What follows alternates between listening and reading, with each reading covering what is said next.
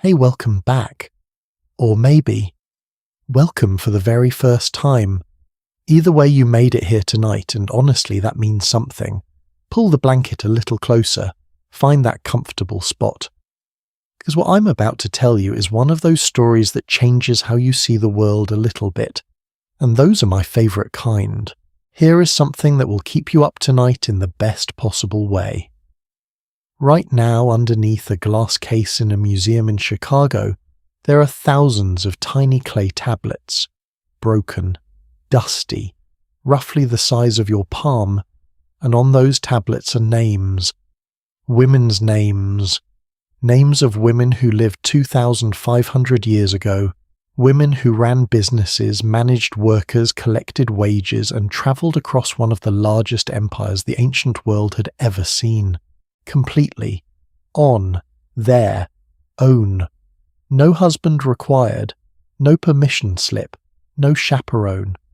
These women signed their own contracts with their own personal seals. They gave orders to hundreds of workers, and some of them were paid more than the men doing the same job. Now, here is the twist that keeps me up at night. Nobody knows their names. Well, almost nobody. And before we go any further into this story together, if something in that little teaser just made your eyebrows go up even slightly, would you do me a small favour? Hit that subscribe button, drop a like, or leave a comment down below, even just to say hello. Tell me where in the world you are watching this, or what time it is wherever you are. I genuinely love reading those. There is something about knowing you're out there in your bedroom on your couch, maybe in a part of the world I've never been to, that makes telling these stories feel meaningful. Now, one last thing before we begin. Dim the lights if you can.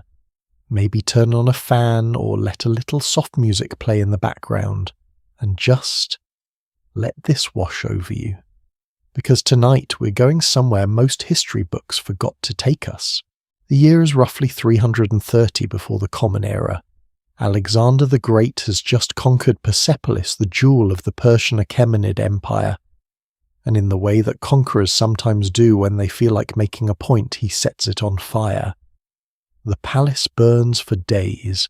Priceless murals, carved stone reliefs, centuries of records written on parchment gone. Alexander's soldiers celebrate. The smoke rises over the mountains of what is now southern Iran. And that for most of the world is where the story ends. The Persian Empire falls, the memory fades, and the women are simply forgotten. Except, here is the thing about fire and clay. When you burn clay, it does not crumble, it hardens. It turns out that underneath the palace that night, packed into storerooms the flames never fully reached, were tens of thousands of administrative tablets. Little pieces of dried clay pressed with reed styluses by government scribes, ration lists, travel records, payment orders, worker rosters, completely ordinary bureaucratic paperwork, the kind of thing that in any other civilization might have seemed too boring to save. But Alexander's fire did something extraordinary. It baked them. It preserved them like little time capsules sealed by accident, buried under centuries of rubble, waiting quietly in the dark until one morning in 1933, when a team of archaeologists from the Oriental Institute in Chicago started digging, and could not believe what they were finding. Those tablets are called the Persepolis fortification tablets. There are roughly 30,000 of them. They cover approximately 70 years of daily administration from around 509 to 438, before the Common Era during the reigns of Darius I and his successors. And what they reveal about the lives of women in ancient Persia is so different from what most of us learned in school that historians are still working through the implications today. Let me give you just a few examples because I need you to feel the weight of what we're talking about. On one tablet, a woman named Erdabama authorizes the distribution of grain and wine to her workforce, her personal workforce, all 480 of them, She signs the order herself using her own official seal, a seal that archaeologists have catalogued as Persian Fortification Seal 51. She's not signing on behalf of a husband. She's not acting as a widow managing her late husband's estate. She's just a businesswoman running her business on a Tuesday, 2,500 years ago. On another set of tablets, we find something that stopped several modern economists in their tracks. The ration records, essentially the paychecks of the ancient world, show that women workers at Persepolis were paid wages equal to their male counterparts in the same job categories, and in some cases they were paid more.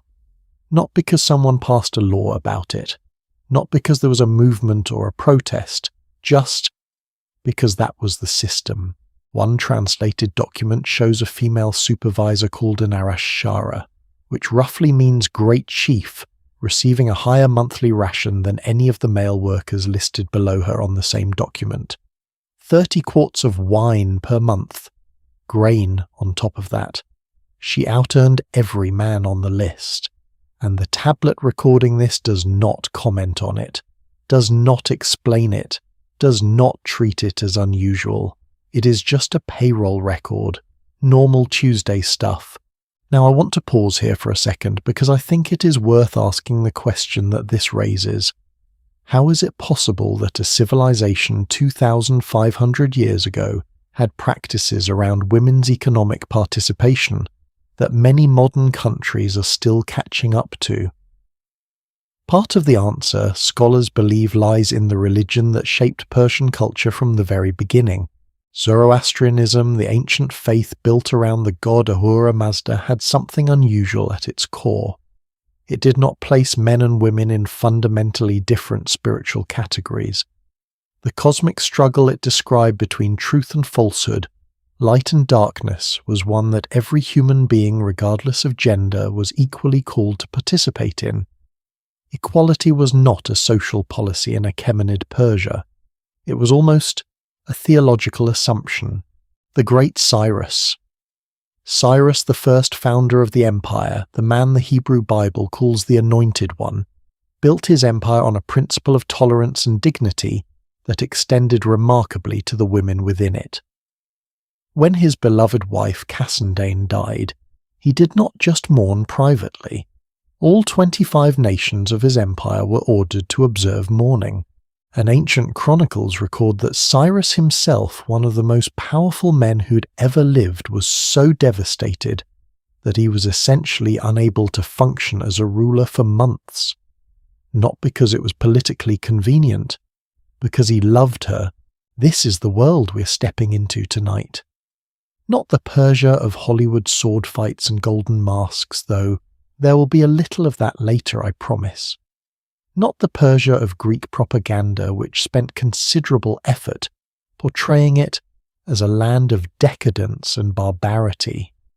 This is the Persia of the clay tablets, the Persia of the 480 workers and the 30 quarts of wine, the Persia of women who travelled alone across thousands of miles of imperial roads, signed their own contracts, raised their own children, and left their fingerprints literally on the history of one of the greatest civilizations humanity has ever built, and then were forgotten, or almost forgotten. Because here is what gets me.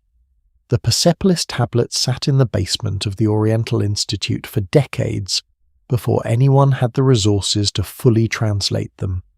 The task was enormous. 30,000 tablets written in an ancient language called Elamite, using a script that only a handful of specialists in the world could read. It took generations of scholars. It is still ongoing, and every year as more tablets are translated, more names emerge, more women, more records of wages paid, of journeys taken, of deals struck and seals stamped and babies born and rations increased for new mothers. A whole civilization of ordinary, extraordinary women slowly coming back into view. And that is what this series is about. Not just the queens, though. We will absolutely spend time with some of the most remarkable women who ever sat near a throne. Not just the warriors, though. Wait until you hear about a naval commander who made a king speechless with admiration in the middle of a battle. But the whole picture, the businesswomen and the supervisors, the mothers who got extra grain, the travellers who crossed deserts alone, the priestesses and the poets and the quiet record keepers whose names we're only now learning to say out loud. Tonight we begin at the beginning, with the fire, with the clay, with the accident of preservation that gave these women back to us. So settle in. The story is just getting started, and in just a moment we're going to step all the way back to the world that built Persepolis in the first place. We're going to see the empire through different eyes, not through the eyes of kings and generals, but through the eyes of a woman standing at the edge of a royal road, deciding where she wants to go next. No one is going to stop her, and I think you are going to love her. So let me paint you a picture. Close your eyes for a moment. Well, not literally, you still need to watch, but just imagine this with me. The year is roughly 500 before the Common Era.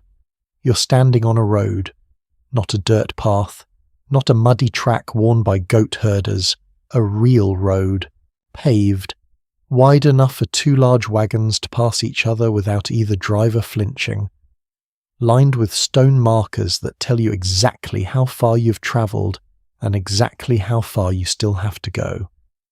This road stretches for approximately 2,400 kilometres from a city called Susa in what is now southwestern Iran, all the way west to a city called Sardis on the coast of modern-day Turkey. 2,400 kilometres. That is roughly the distance from New York City to Denver, Colorado. And according to the Greek historian Herodotus, who was no great fan of the Persians, let me be very clear about that. A royal courier on this road, using the relay stations positioned at intervals along the route, could deliver a message from one end of the empire to the other in just 15 days. 15 days. For context, it would take an ordinary traveller on foot about 3 months to cover the same distance. This was not just a road. This was the nervous system of an empire. Now, here is the question I want you to sit with for a minute. That road was not built for soldiers alone. It was not just a military highway for troops and horses and war wagons. Because in the records we have from Persepolis, the clay tablets we talked about earlier, there are what scholars call the travel texts. And the travel texts are, in my completely unprofessional opinion, one of the most quietly astonishing things I've ever read about the ancient world. They are expense reports. They are records of rations dispensed from the royal treasury to travellers moving through the empire. Grain, wine, beer, livestock, dispensed at official rest stops called Parisatis relay stations along the royal road. And among the travellers listed in these records, women. Women travelling alone. Women travelling with their children. Women travelling with their own staff and servants. Women who were clearly not running away from anyone, not following a husband, not seeking permission. Women who were simply going somewhere on the road with their rations, paid for by the empire. I want to stop here for a second because I think there is something easy to miss in that image. When most of us picture the ancient world, the world of 2,500 years ago, we tend to imagine it as a place where women did not go anywhere alone. We get this idea partly from ancient Greece. And I am going to be honest with you, the ancient Greeks get a lot of credit in modern popular culture for being this beacon of civilization, democracy, philosophy. And they were remarkable in many ways. But if you were a woman in Athens around 500 before the Common Era, the picture is considerably less inspiring. Athenian women, according to the classical sources, were expected to remain indoors, not just encouraged, expected. A respectable woman in Athens was one who was rarely seen outside her own home. She could not own property. She could not vote, not that most Athenians could either, but still, she could not represent herself in court. She needed a male guardian called a Kyrios to conduct any legal or financial transaction on her behalf. If a man died and left his estate to his daughter, the property did not simply become hers. It came with her as a package when she was married off to the nearest suitable male relative. She was in legal terms part of the inheritance. Think about that for a moment. Now travel east, cross the mountains and the deserts, step onto that royal road and walk far enough until the air changes, the landscape opens up, and you arrive at the empire the Greeks spent so much time writing about, usually to insult. In Persia, a woman could own land outright. She could inherit it.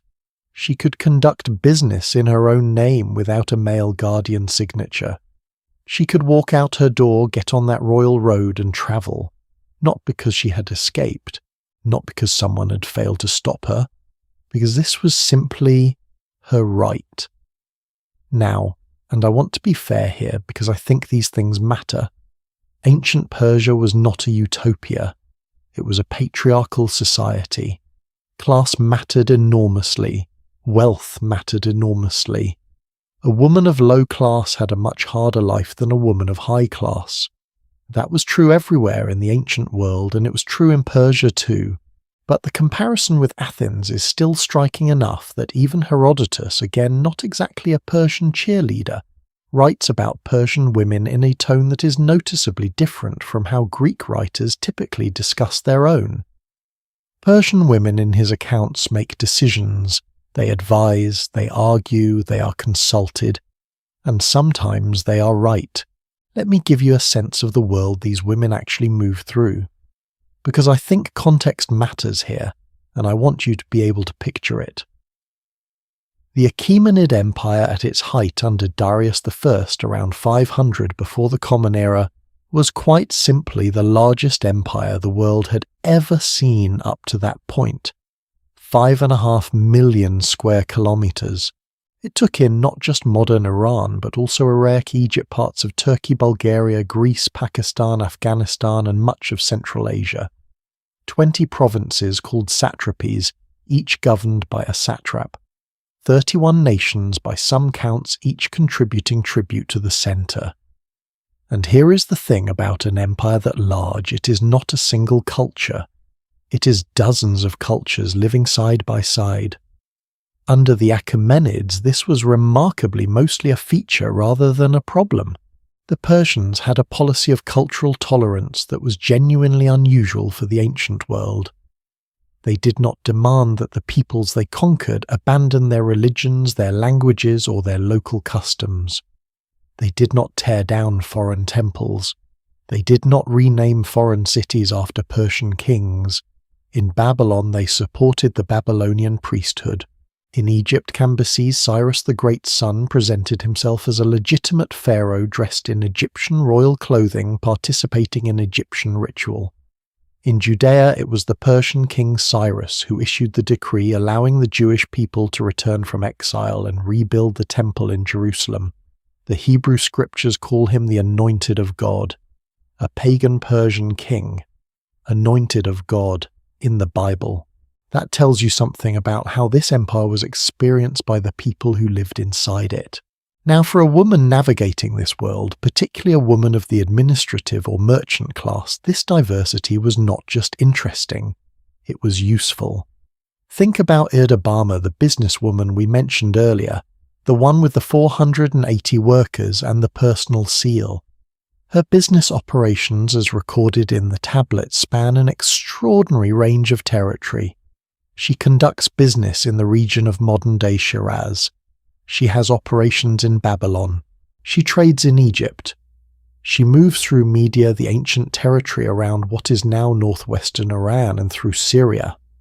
For her to do all of this, she had to move through an empire composed of 6 different cultures, speaking different languages, using different local customs, operating under different local administrators, and she did it. Apparently without issue, because the infrastructure, the roads, the relay stations, the standardized currency, the royal authorization system was built to handle exactly this. The gold derrick, the standard coin of the Achaemenid Empire stamped with an image of the king running with a bow, was recognized from Egypt to India. You could leave Shiraz with gold derricks in your travelling bag and spend them in Sardis. For a businesswoman trying to build a trading empire across 5 modern countries, that is not a small thing. Let me ask you something while we're here. Have you ever thought about how much of daily life depends on infrastructure that someone else built, roads you did not pave, currency you did not mint, laws you did not write, systems you were simply born into? Most of us move through the world assuming that the framework around us is just there. We rarely stop to notice how extraordinary it is when it works. The Achaemenid Persian Empire at its height built a framework that worked well enough for a businesswoman with 480 employees to travel across 5 countries without apparently worrying too much about whether she was going to make it back home. That is not nothing.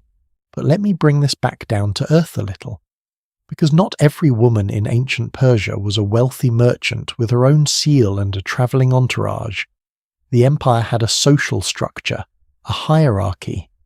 At the very top, the royal women, the queen, mother, the king's daughters. We will spend a great deal of time with some of them in the sections ahead because their stories are extraordinary. Below them, the noble and administrative classes, women like Erdabama women, who appear in the tablets with titles and seals and their own records. And below them, the ordinary working women who appear in the Persepolis records simply as workers.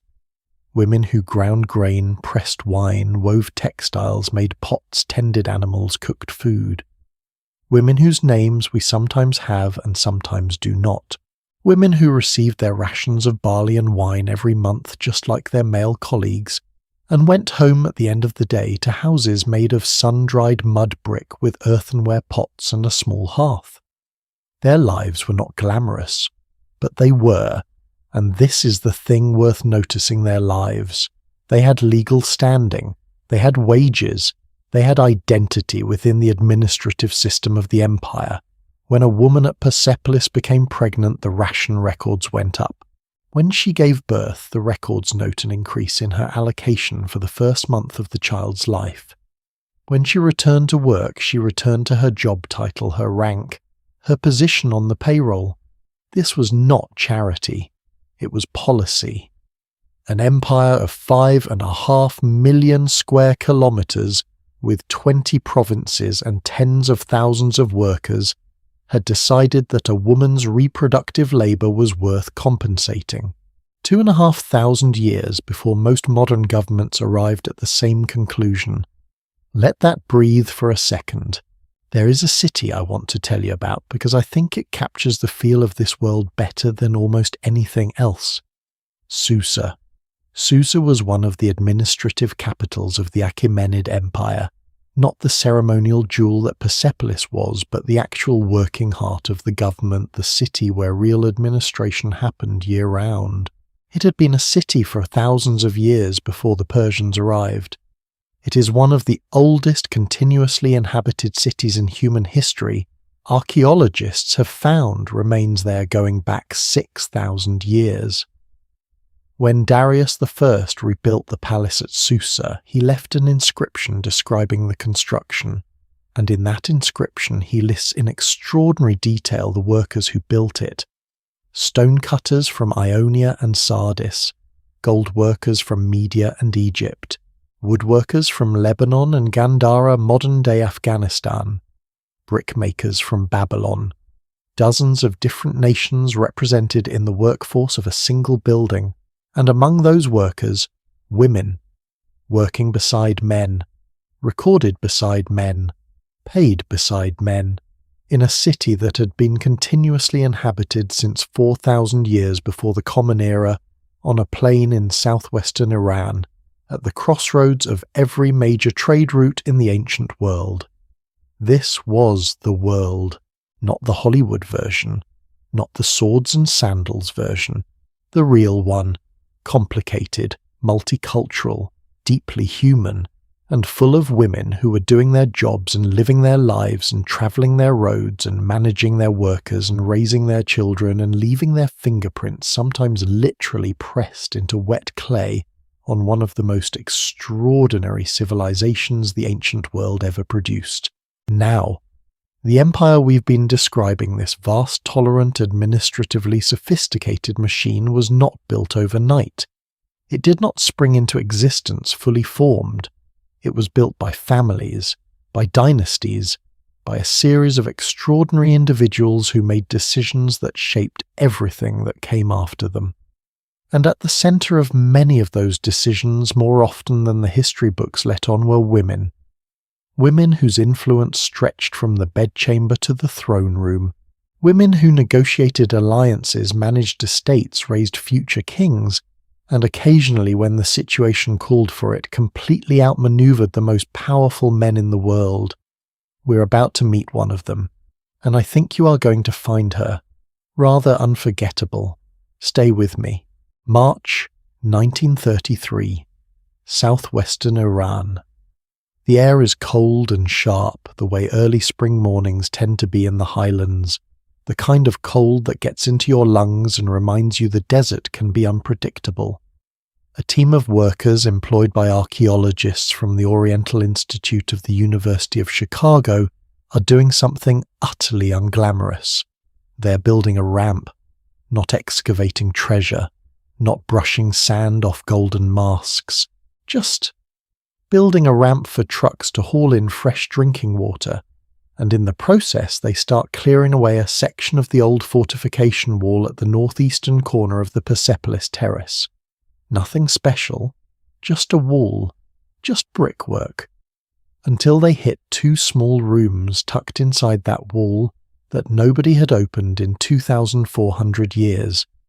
And inside those rooms, tablets, tens of thousands of them, stacked, scattered, broken, buried, some no bigger than a cocktail olive, some as large as a hand towel, all pressed with tiny wedge-shaped marks in a language that barely a dozen people in the entire world could read. The archaeologist leading the dig, a German scholar named Ernst Herzfeld, reportedly stood there looking at the boxes and boxes of fragile clay fragments being carefully lifted out of the rubble, and understood immediately that he was looking at something extraordinary. He just had no idea yet how extraordinary. Here is something I find almost unbearably poignant about this story. The people who wrote those tablets had no idea anyone would ever read them again. They were not writing for history. They were not trying to leave a message for the future. They were doing their jobs.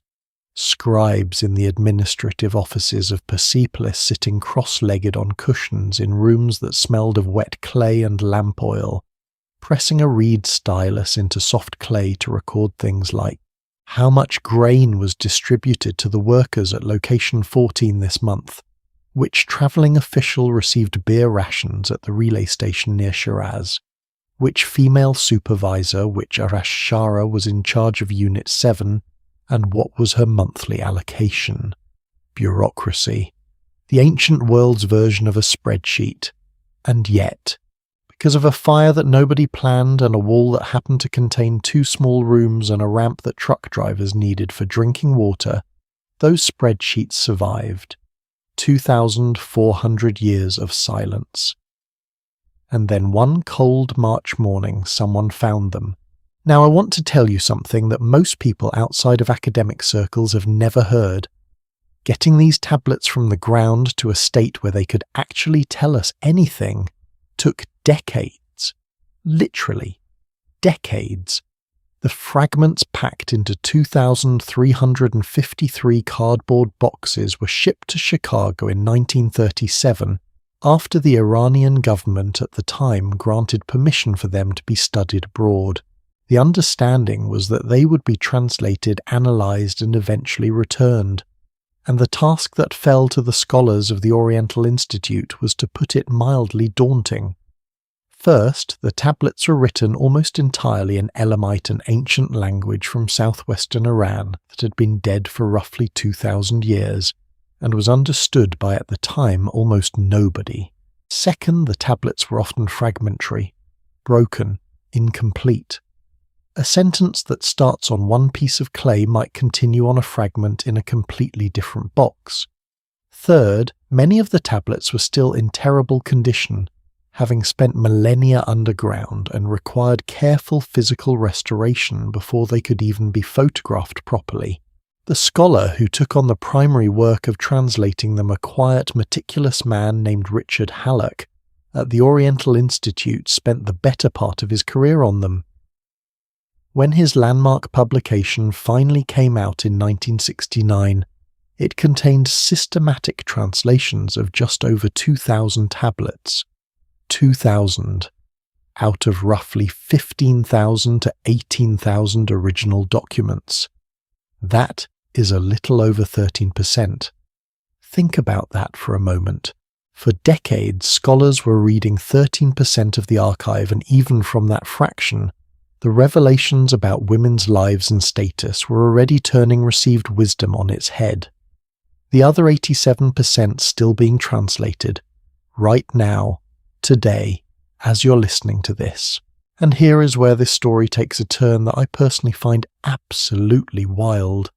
In the spring of 2004, a man walked into the office of Gil Stein, the director of the Oriental Institute, and served him with a legal summons, a federal court summons, demanding that the Oriental Institute surrender the Persepolis tablets, not to return them to Iran, but to sell them at auction, to compensate the victims of a 1997 terrorist bombing in Jerusalem. The logic went like this: Iran had been found liable for supporting the group responsible for the attack. The victims had won a judgment of over $400 million. Iran had no intention of paying, and so the victim's lawyer, a divorce attorney from Rhode Island of all things, went looking for Iranian assets in the United States that could be seized and sold. And he found the tablets, 2,500-year-old bureaucratic payroll records, expense reports from an empire that no longer existed, documents listing the names of women who had been dead for 2.5 millennia, valuable apparently enough to auction. Gil Stein later said that when he opened that summons, he was in deep shock. Quote, "No one had any idea how long, how complex, how many institutions would be involved.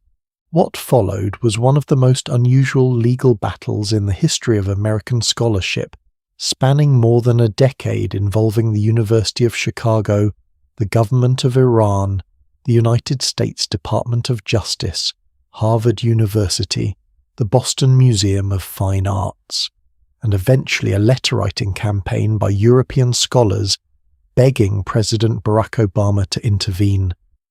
Iran and the United States government ended up on the same side, arguing together to protect clay tablets that recorded how much wine a female supervisor named Arashara received in month 2 of year 22 of the reign of Darius I. If you're looking for proof that history is strange and beautiful and completely unpredictable, here you go. The tablets survived. The legal case was ultimately resolved in a way that kept the collection intact and available for scholarship, and the translation work accelerated partly because of the legal pressure, which ironically prompted the Oriental Institute to pour more resources into digitizing and documenting the archive before anything could happen to it. Today, thousands of high-resolution digital images of the tablets are available to scholars around the world, and every year as more texts are translated and cross-referenced, more names emerge, more women, more records, more glimpses of a world that seems, the closer you look at it, both completely foreign and strangely uncomfortably familiar. Let me give you a specific example of what these tablets actually say, because I think the specificity matters. Imagine you are a scholar sitting in Chicago in, let us say, 2009. You open a box that has not been catalogued yet. Inside is a clay tablet about the size of a business card. You photograph it under raking light to make the impressions more visible. You transcribe the marks, you translate, and you read One Arashara of the workers subsisting on rations at Umparanush, assigned by Irshina, received as rations for 1 month 30 quarts of wine supplied by Irtupoya. Month 2, year 22. That is it. 1 line. But here is what that 1 line tells you if you know how to read it. This woman, her name is not given, only her title. Arashara was a senior supervisor at a location called Umparanush, which was a production facility probably involved in agricultural processing somewhere in the administrative district of Persepolis. She was assigned by an official named Irshina, which tells us she was part of a formal chain of command. She received 30 quarts of wine in a single month. 30 quarts. For context, ordinary workers at this level typically received around 10 quarts of grain per month, with wine being a more prestigious ration. The fact that she received 30 quarts of wine alone before grain, before livestock, before any other allocation, places her at the very top of the workers' pay scale. She out-earned, based on ration comparisons across the archive, most of the male workers listed in comparable documents, and then her tablet went into a wall, and stayed there for 2,400 years, and now it is in a box in Chicago. And now you and I know her title, her workplace, the month she was paid, and the name of the official who assigned her. We do not know what she looked like. We do not know if she had children. We do not know whether she was tall or short, funny or stern, whether she preferred the wine immediately or saved it to barter for other things. We know 30 quarts. Month 2, year 22. And somehow, in a way that I cannot entirely explain, that is enough to make her real. Now, the thing I want to sit with for a moment is something that the tablets taken together as a whole collection actually reveal about the internal logic of this system. Because it is easy to look at individual records and say, oh, that is interesting, a woman with a high salary. But when you step back and look at thousands of records together, a pattern emerges. In the Persepolis administrative system, women and men were classified and compensated according to 2 main criteria: skill and rank, not gender. Gender appears in the records. Women are sometimes identified as women by the terminology used, but gender is not by itself a determining factor in how much someone gets paid or what job they are assigned. What determines your ration is what you do and how well you do it. An Arashara, regardless of whether the Arashara is a man or a woman, receives roughly the same allocation. A skilled artisan, again, regardless of gender, is compensated at the artisan rate. A common labourer receives the labourer rate. Now, and I want to be careful here because the picture is not perfectly equal, there are places in the archive where you can see that at the very lowest skill levels women sometimes received slightly less than men doing equivalent basic labour. That gap existed, and scholars debate exactly what it means and how significant it was. But at the middle and upper tiers of the workforce, the supervisors, the skilled workers, the managers, the parity is striking. And at the very top, the highest paid workers in some documents are women. There is one more aspect of these tablets that I think deserves its own moment, because it speaks to something very specific about how this civilization thought about women and labour. The maternity records. Scattered throughout the Persepolis archive are notations for women who are either pregnant or who have recently given birth. These women receive increased rations, not a symbolic bump, a meaningful increase. New mothers received elevated allocations for the first month after the birth of their child, and here is the detail that made me stop and read it twice when I first encountered it. The archive records that mothers of newborn boys received higher additional rations than mothers of newborn girls, which is, let us be clear, not great. Son preference is not a practice any of us would celebrate. But here is the thing I want to draw your attention to. Both mothers, the one with the son and the one with the daughter, received an increase. The empire, through its administrative system, formally recognized and compensated the biological labor of childbirth. It built that recognition into the payroll, into the official record, into the clay. 2,500 years before most governments in the world put maternity leave on the books. Here's the question I keep coming back to, and I genuinely want to know what you think. Feel free to drop it in the comments. What does it say about a civilization when its most boring documents, its expense reports, its ration lists, its monthly payroll records turn out to contain the most revelatory information about how it actually treated people? Not the royal inscriptions. Not the propaganda carved into stone for all to see. Not the histories written by admiring court poets. The spreadsheets. The Tuesday morning paperwork. The stuff nobody thought was worth burning. Because the truth of how any society actually operates is not in its monuments, it is in its record-keeping. And the record-keeping of ancient Persia, translated by scholars working across decades in a building on the south side of Chicago, tells us something that even its own people probably never thought to articulate, that a woman's work was worth counting. And counting carefully. We're only beginning, really, to understand what these tablets mean. New translations are still being published. New connections between documents are still being discovered. New names, women's names, mostly since men's names dominate the other sources, are still emerging from the clay. And just beyond that archive, waiting to be explored in depth, are the women whose names made it into the records not because of their wages or their rations, but because of their power.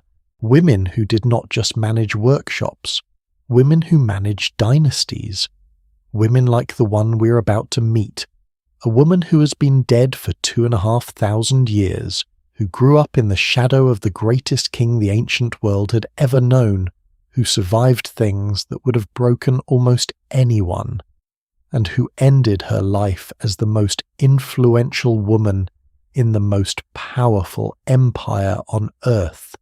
Her name is coming, and it is worth waiting for. Her name is Erdabama, and honestly, I have been thinking about how to introduce her for weeks, because the more I read about this woman, the more I feel like she deserves to be introduced the way you would introduce someone at a dinner party, where everyone in the room is slightly intimidated. You know that feeling when someone walks in and the energy shifts. Let me try to give you a sense of who she was. The year is somewhere around 500 before the Common Era. The Persian Empire under Darius I is by any measure the most sophisticated economic machine the ancient world has ever produced. There are roads connecting cities thousands of kilometers apart. There is a standardized currency, the gold daric, stamped with the image of the king, that merchants can carry from the Mediterranean coast to the edge of the Indian subcontinent and spend at any market along the way. There are relay stations every so many kilometers along the royal road where travellers can exchange tired horses for fresh ones, pick up their authorized rations and be on their way. There are banks in Babylon, actual banking houses like the family firm of the Murashus, extending loans with interest and handling tax collection on behalf of the state. This is not a primitive barter economy. This is a functioning commercial world with financial infrastructure, and somewhere inside that world a woman named Erdabama is running what amounts to a multinational corporation, without a business school degree, without a male co-signer on her contracts, without asking anyone's permission. Let me be very concrete about the scale of what we're talking about. Erdabama's primary operations center in the area around what is now Shiraz, a city in southwestern Iran that has been for most of recorded history one of the great wine-producing regions of the ancient world. Wine, that is her primary product. She also deals in grain barley, mostly the staple commodity that underlies almost every other transaction in the ancient Persian economy, because barley is essentially how you pay people who do not use coin. But wine is where the real business is. And Erdabama's wine operations are not small. She owns production centres, she owns warehouses, she owns estates properties with their own resident workforce's storage facilities and administrative staff. Her holdings are documented not just in the Persepolis region but in Babylonia, which is modern Iraq, in Syria, in Egypt, in Media, the ancient territory around northwestern Iran. She's in the modern sense of the word diversified. Now, when I say she commands 480 workers, I want you to pause on that number for a moment. 480 people. In the ancient world where most businesses were family enterprises, the blacksmith's shop, the weaver's workshop, the small vineyard managed by a husband and wife, and a handful of hired hands, 480 workers is a staggering number. It is a small army, and they are not all gathered in one place. The records show Erdabama's workforce spread across multiple locations. Some are at her estates near Shiraz, some are managing storage and distribution. Some appear to be travelling with her personal entourage of servants, attendants and business staff who move when she moves. The tablets tell us that this travelling entourage includes female workers, children and other dependents, all receiving rations authorised under Erdabama's name. Think about what that image looks like. A woman moving through the Persian heartland, through the mountains, across the plains, along the royal road at the head of what would look to any observer like a significant procession. Not running away from anything. Arriving. And when she arrived somewhere at one of her estates, at a distribution point, at a meeting with an imperial official, she did not arrive as a visitor. She arrived as the authority, her personal seal catalogued by modern scholars as Persian fortification. Seal number 51 was her signature on the world. In the ancient world, a seal was not just a stamp. It was legally and practically speaking your identity. When Erdabama pressed seal 51 into wet clay, that mark had the force of a signature on a contract, a director's signature, on a company document, a CEO's authorization, on a purchase order. She used it to authorize the distribution of foodstuffs to her workers. She used it to issue orders to the male and female officials who carried out her instructions. She used it, and this is the detail that I think reveals the most about her status, in documents that scholars call the journal texts.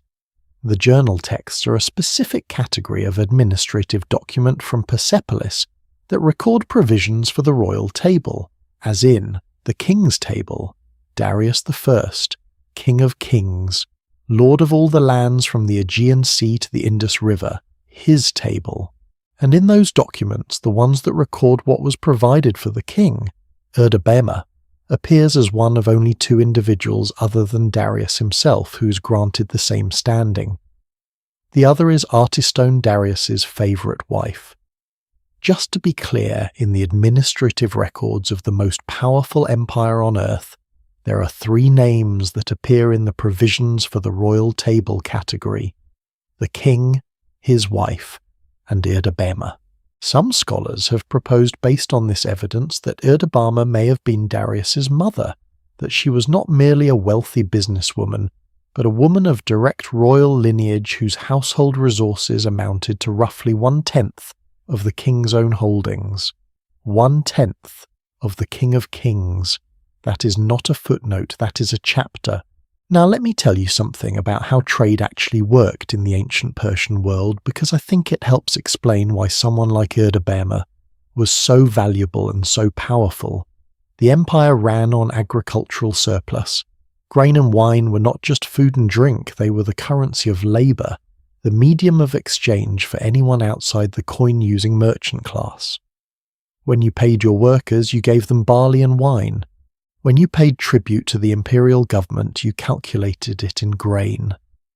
When you fed your troops, you drew on centralized grain stores managed by imperial administrators, which means that anyone who controlled large-scale grain and wine production controlled something very close to a money supply. Erdabama's warehouses, her vineyards, her distribution networks. These were not just business assets. They were in the economic logic of the ancient world reserves of liquid wealth. She could convert her grain into labour. She could convert her wine into political favour. She could convert her distribution network into influence with imperial administrators who depended on her logistics to keep their own operations running. This is not just a businesswoman. This is someone who understood at a level that most of her contemporaries probably could not articulate that information and distribution of power. The question I always want to ask about Erdabama, and I genuinely do not know the answer, which is part of what makes her compelling, is what she was like as a person. The tablets do not tell us. They tell us what she authorized. They tell us where she went. They tell us the names of the officials who carried out her orders. But they do not tell us whether she was warm or cold, whether she laughed easily or kept people at arm's length, whether she was the kind of boss who remembered her workers' names or the kind who referred to everyone by their job title. There is a detail in the records, though, that I find quietly telling. Among the people listed as travelling with Erdabama's entourage receiving rations under her name are children. Not her children necessarily. The records do not specify, just children. Children travelling with the entourage of a powerful businesswoman through the Persian Empire around 500 before the Common Era. Were they the children of her female workers travelling because their mothers had nowhere else to leave them? Were they dependents of some other kind attached to her household in the complex web of relationships that characterized ancient Persian social structures? We do not know. But the fact that the imperial administrative system noted them, recorded their rations, kept track of them as part of Erdabama's travelling party, that tells you something. It tells you that children travelling with her household were considered normal enough to record without comment, which tells you something about the texture of this woman's operation. It was not just a business, it was a household, a world in motion. Let me zoom out for a moment and ask a bigger question. How common was Erdabama, by which I mean was she an anomaly, a one-in-a-million exception that tells us more about the luck of extraordinary individuals than about the system she operated within? Or was she in some sense representative of something? The honest answer is we do not know exactly, but we have clues.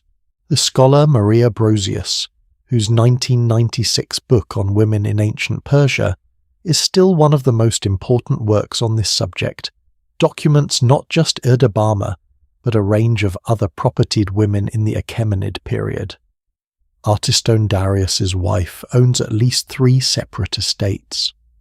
Letters bearing her personal seal have been found at 2 locations, her estates at Mirandu and Kuknaka, where she's issuing large rations of wine to workers. She employs a steward at each estate who receives direct orders from her.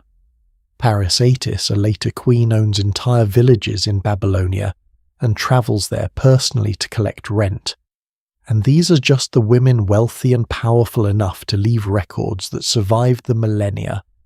The archive also documents at lower levels of the economy smaller-scale female landowners, women who appear in single documents owning a field, leasing a workshop, authorizing a distribution of grain to a handful of workers, women whose names appear once and then disappear, women who were apparently doing what Erdabama was doing on a smaller scale, in smaller places with smaller workforces, without attracting the kind of administrative attention that leaves a big trail in the record.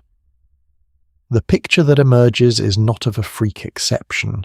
It is of a system in which women owning property and conducting business was ordinary enough to require no special explanation in the administrative record.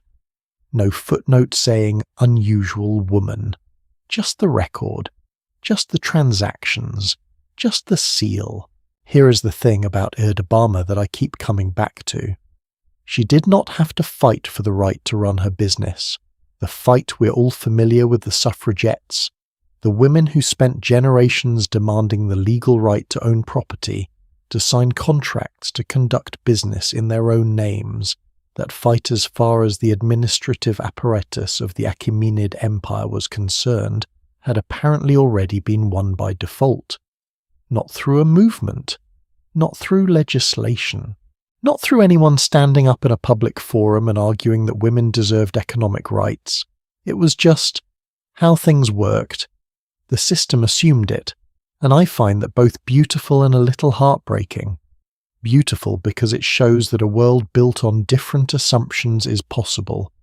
A little heartbreaking because we know how the story ends.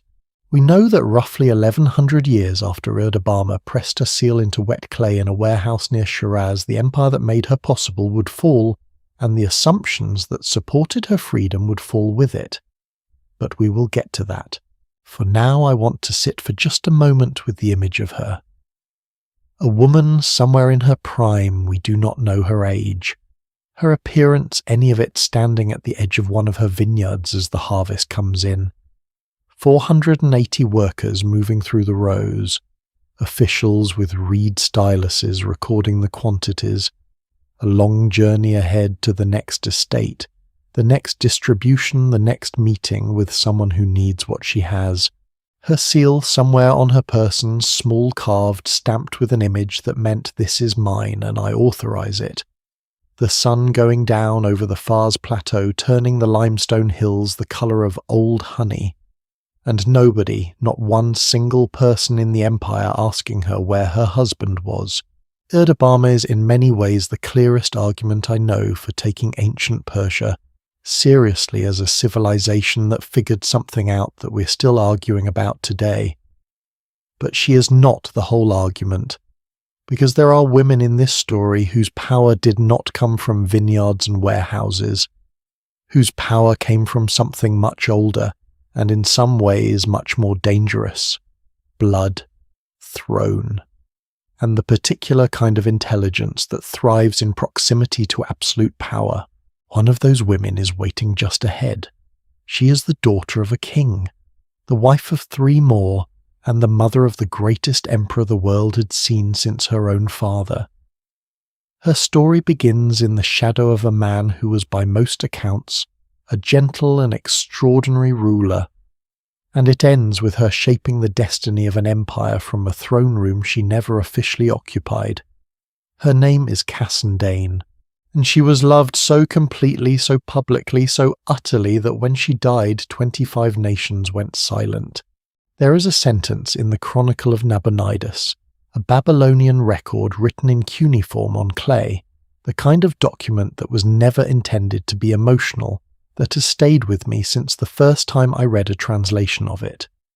It describes a period of public mourning across Babylonia. 6 days, from the 27th of one month to the 3rd of the next, and it records in the flat bureaucratic language of ancient administrative writing that the mourning was for the king's wife. That is all it says. The king's wife. No name, no description, just the king's wife died, and there was public mourning, and it lasted 6 days. But we know who she was. Her name was Cassandane, and the king who ordered that an entire empire stop and grieve was Cyrus the Great. The man who built the largest empire the ancient world had ever seen. The man whose Cyrus cylinder sitting today in the British Museum in London is considered by many scholars to be the first declaration of human rights in recorded history. The man the Hebrew Bible calls the Anointed of God, and he was not even Jewish. That man. He ordered 25 nations to mourn, not because it was politically useful, because he was in grief. Let me slow down here for a second, because I want to give you Cyrus properly before I give you Cassandane, because you cannot understand what her death meant without understanding who he was. Cyrus the second king of Persia, we know him as Cyrus the Great, came to power around 559 before the Common Era. He was by any honest accounting one of the most unusual rulers in the history of the ancient world. Not because he was the most powerful. He was not at first. He started as the king of a small, relatively unimportant territory called Anshan, a vassal of the Median king. He was not supposed to build an empire. He was supposed to stay in his lane. He did not. In less than 15 years, Cyrus went from being a minor regional ruler to commanding an empire that stretched from the Aegean Sea to the edge of the Indian subcontinent. He defeated the Medes. He conquered Lydia, that wealthy kingdom whose king Croesus was so famous for his gold that the phrase "rich as Croesus" is still sometimes used today. He took Babylon, the greatest city on earth at that time, in a single night, with a stratagem so elegant that the Babylonians reportedly opened the gates for him. He freed the Jewish people from their Babylonian captivity and sent them home with gold from the royal treasury to rebuild the temple in Jerusalem. The Old Testament mentions him 23 times. The ancient Persians called him the Father. Even the Greeks, who, as we have established, were not exactly a reliable source of flattering information about Persia, wrote biographies of Cyrus designed to be read as examples of the ideal ruler. The philosopher Plato admired him. Thomas Jefferson owned 2 copies of a Greek biography of Cyrus and reportedly drew inspiration from it when thinking about governance. And yet, here is the thing about Cyrus that I find most interesting. For all the records we have of his conquest, his military campaigns, his administrative innovations, his humanitarian decrees, the thing that ancient sources kept coming back to, the thing they noted over and over again, was not his greatness, it was his gentleness. Herodotus says the Persians called him the Father, precisely because they felt he was kind. Xenophon wrote a semi-fictionalized biography of him that is essentially an argument about what good leadership looks like, and the point it keeps making is not about strategy or power, but about how Cyrus related to the people around him. The ancient sources return repeatedly to the image of a man who, when he could have crushed his enemies, chose to be humane, who, when he conquered a new city, protected its gods and its customs rather than obliterating them, who freed slaves, who funded temples, who told the displaced to go home.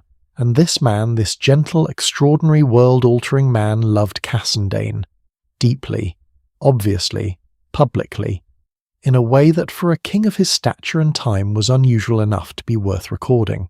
Here is what we know about Cassandane herself. She was an Achaemenid noblewoman, a daughter of a man named Pharnaspis, which means she came from the same broader Persian noble class as Cyrus. She was not a foreign princess brought in to cement a political alliance with a conquered nation. She was, by all accounts, someone Cyrus chose for herself, and she bore him 5 children. Cambyses, who would succeed Cyrus as king, Bardia, who also briefly ruled, a daughter named Atossa, who will become, as this story continues, one of the most quietly powerful women in Persian history, another daughter named Artystone, and a 5th child, Roxane. We do not have Cassandane's words. We do not have her letters, her instructions to servants, her opinions on the campaigns her husband kept riding off to wage.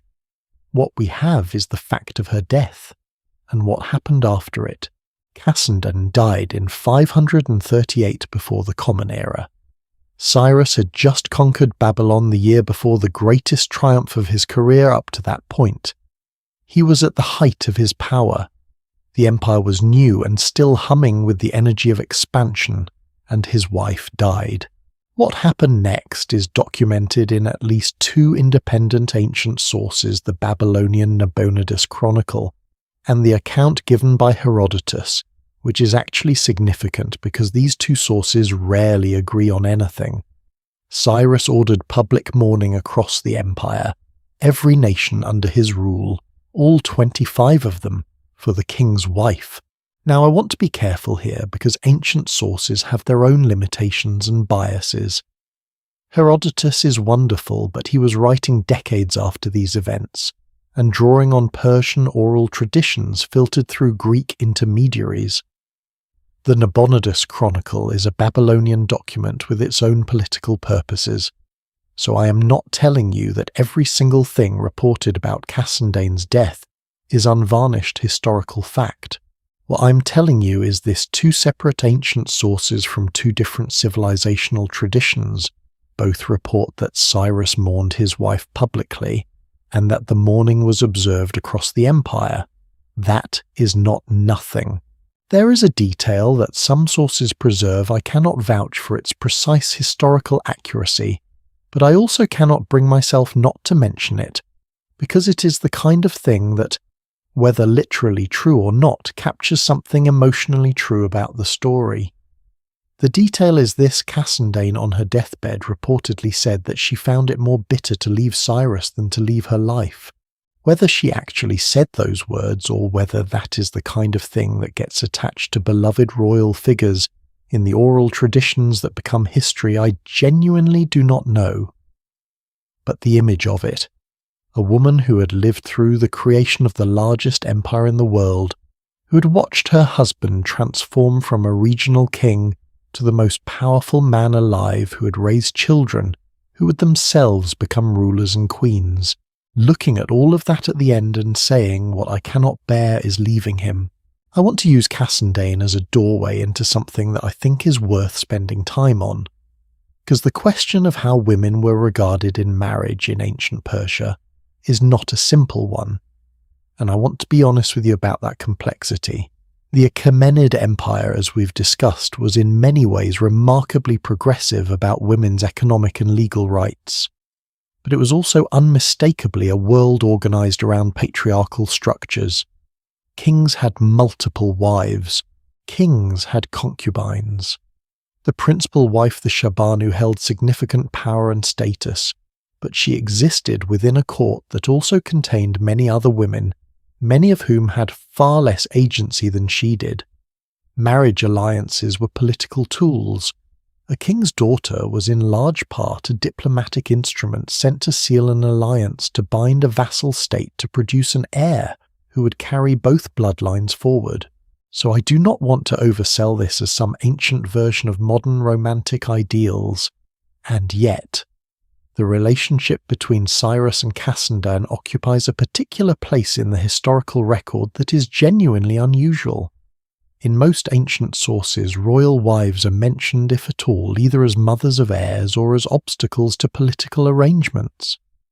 The emotional life of a king, his private grief, his private love rarely makes it into the official record.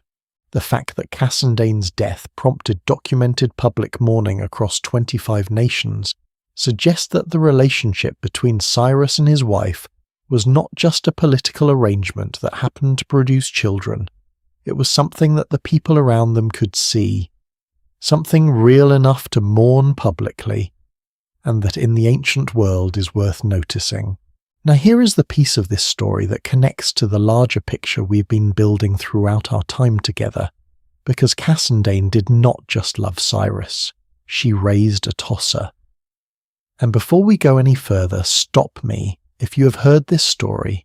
Atossa is one of the most quietly extraordinary figures in the ancient world.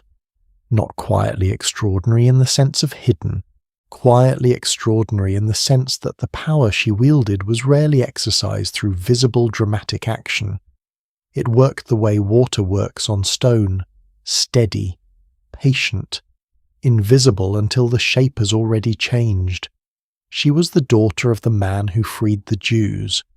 She was the wife of 3 Persian kings, her brother Cambyses the usurper, who briefly seized power, and then Darius I.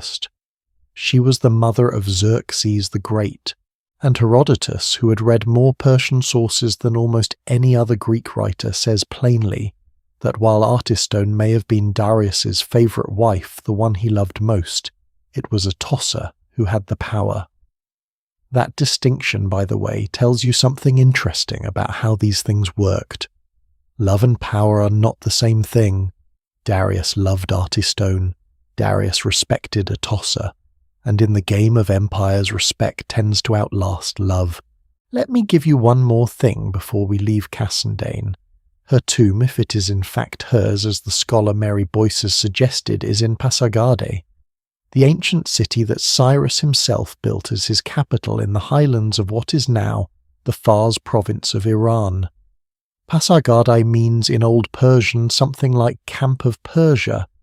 It is the place Cyrus chose to be buried, and if Boyce is right, it is the place Cassandane was laid to rest as well. A king and his wife in the same ancient city in a landscape that has not fundamentally changed in 2,500 years. The stone is still there, the mountains are still there, the place called Zendane Soleiman, the tower that some scholars believe held Cassandane's remains, is still there. I find it moving honestly in a way I cannot entirely articulate, that the most powerful man of his era, the man whose name still appears in the Bible and the Quran, and the founding documents of democracy, the man who freed slaves and built roads and funded temples, the thing that broke him, was not a military defeat, not a failed conquest, not a political crisis. It was his wife, and that to me says something not just about Cassandane, and not just about Cyrus, but about the kind of civilization that produced both of them. A civilization that built into its very structure the assumption that love was worth recording, that grief was worth acknowledging, that a woman mattered enough that an empire should pause. We're going to spend more time with Atossa, because she did not simply inherit her mother's place in the court, she remade it. And the story of how she did it, the choices she made, the alliances she built, the one decisive moment where she changed the succession of the most powerful empire on earth, is exactly the kind of story that history buries under 3 layers of footnotes, because it happened quietly through conversation and persuasion rather than through a sword. Atossa did not need a sword. She had something more useful, the confidence of someone who had grown up watching her father run the world. And she had figured out early on that the person who whispers in the right ear at the right moment can move an empire without anyone noticing she moved it. Her story is next. Somewhere around 520 before the Common Era, Atossa, daughter of Cyrus the Great, Queen of Persia, and possibly the most politically intelligent woman in the ancient world, discovered a lump in her breast. And she did what many women throughout history have done when they find something that frightens them. She hid it, not for a day, not for a week. She hid it until it grew, until it changed, until it was no longer something she could pretend was not there. And when it became unavoidable, when she could no longer wrap herself in concealment, she called for a physician. Not a Persian physician, a Greek slave. His name was Democedes of Croton, one of the most celebrated doctors of the ancient world, who had somehow ended up at the Persian court after passing through the medical systems of Athens, Samos, and the island of Aegina, each of which had paid him increasingly extraordinary fees for his services. Darius had acquired him essentially as a medical prize after a military campaign. The king had dislocated his ankle on a hunting trip. His Egyptian doctors, previously considered the best in the world, had made it worse. Democedes fixed it in days. So, yes. The court physician of the most powerful empire on earth was a Greek slave from the toe of the Italian boot. Ancient history is constantly doing things like this.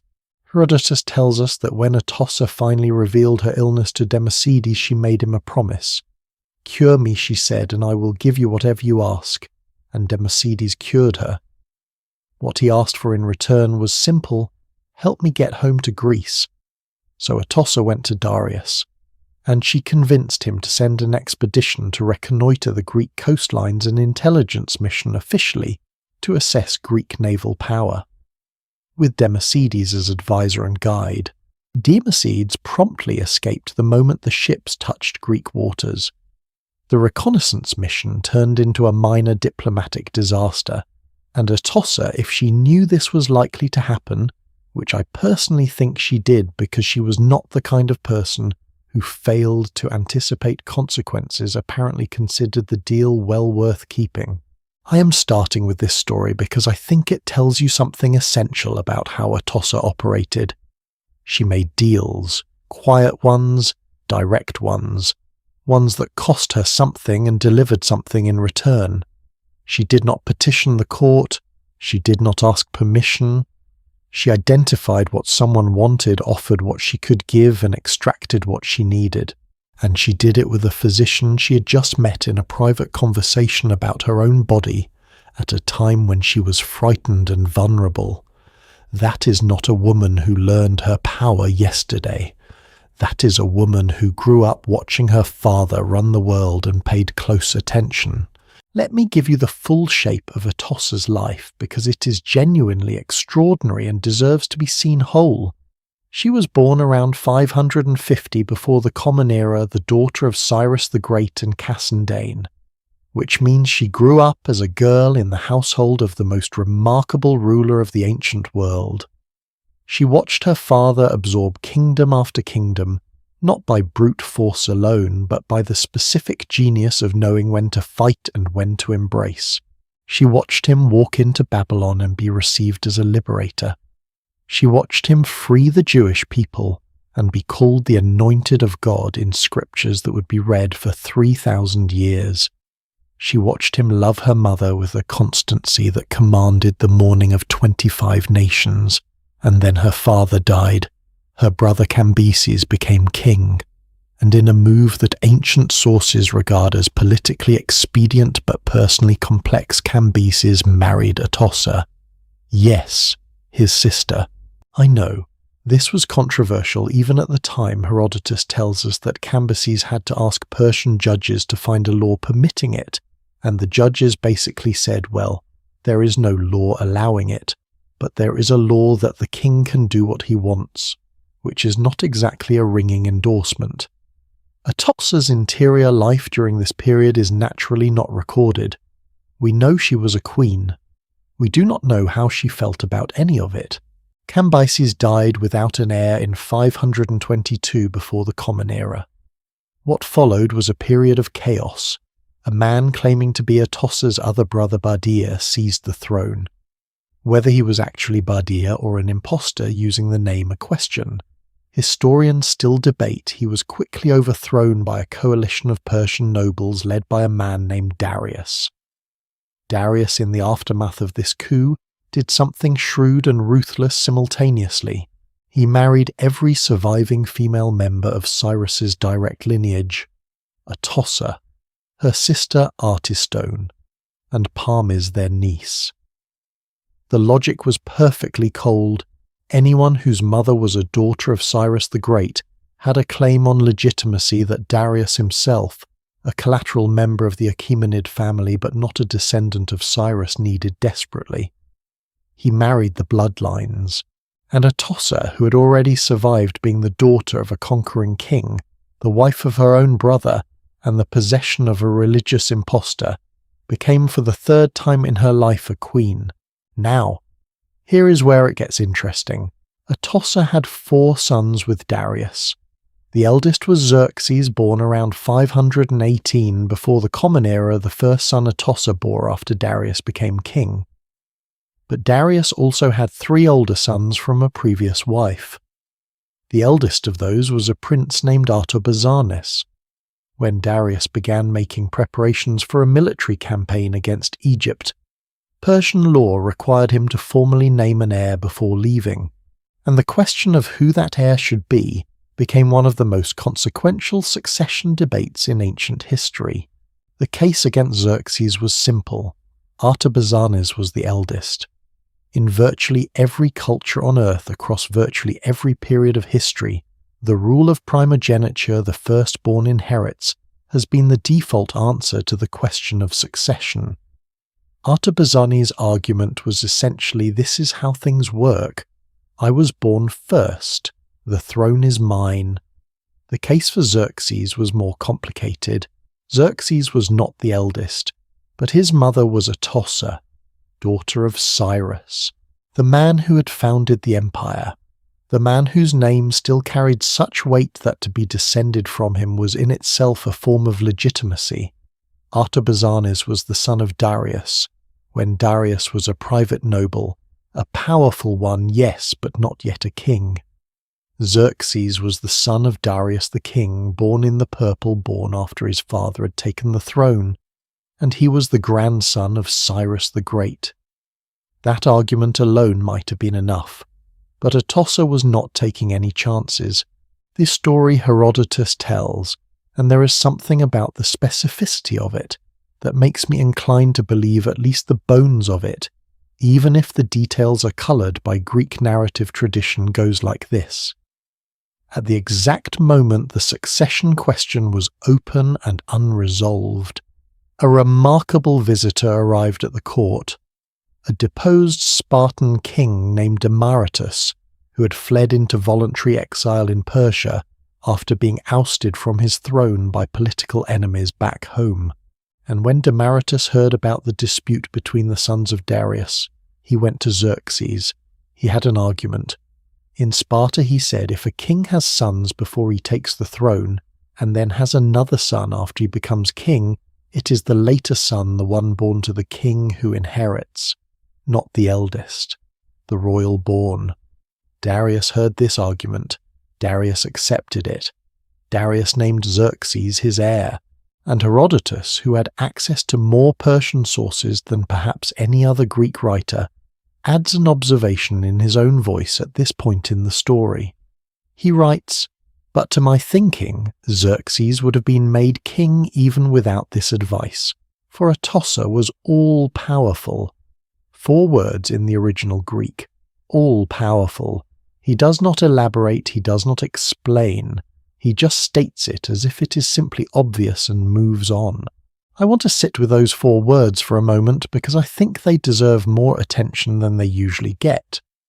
Herodotus was writing in the 5th century before the Common Era, within living memory of these events, drawing on sources that included people who had actually been at the Persian court. He is not a perfect historian. He has biases, blind spots, a weakness for a good story, but he is also in many ways the most careful observer of Persian court dynamics that we have from the ancient Greek tradition. And when Herodotus says, almost as an aside, that Atossa was all-powerful, that even without the sophisticated legal argument from a Spartan exile, the outcome was already determined by her influence. He is telling us something that the official succession narrative tends to obscure. The argument about primogeniture versus porphyrogeniture, about whether the eldest son or the first son born to a king should inherit, is fascinating as a legal and political question. But the outcome was not decided by the argument. It was decided by the person whose son had the better argument. And that person had spent decades building the kind of influence that does not need to be visible to be real. There is one more detail in this story that I find quietly extraordinary. A frieze was carved near the northern staircase of the Apadana, the Great Audience Hall at Persepolis, around 495 before the Common Era, about a decade before Darius's death.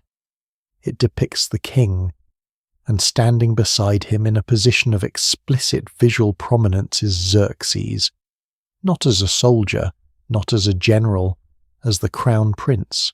All the Persian nobles who came to Persepolis to celebrate the New Year's festival, all the satraps, the military commanders, the merchants, the delegations from 30 nations could see this image. It was a public announcement carved in stone that could not be argued with.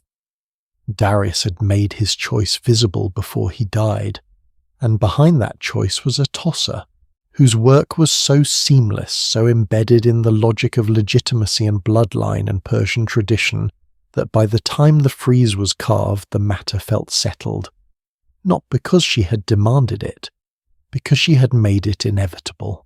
What happened to Atossa after Darius died and Xerxes took the throne she lived on?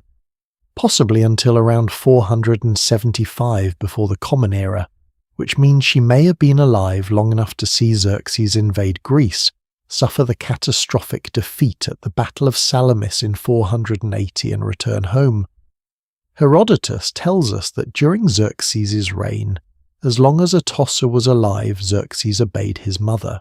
The Greek playwright Aeschylus, writing just 8 years after Salamis in a tragedy called The Persians, that was performed in Athens for the very Athenians who had defeated Xerxes, chose to make Atossa a central character. Not Xerxes, not Darius, Atossa.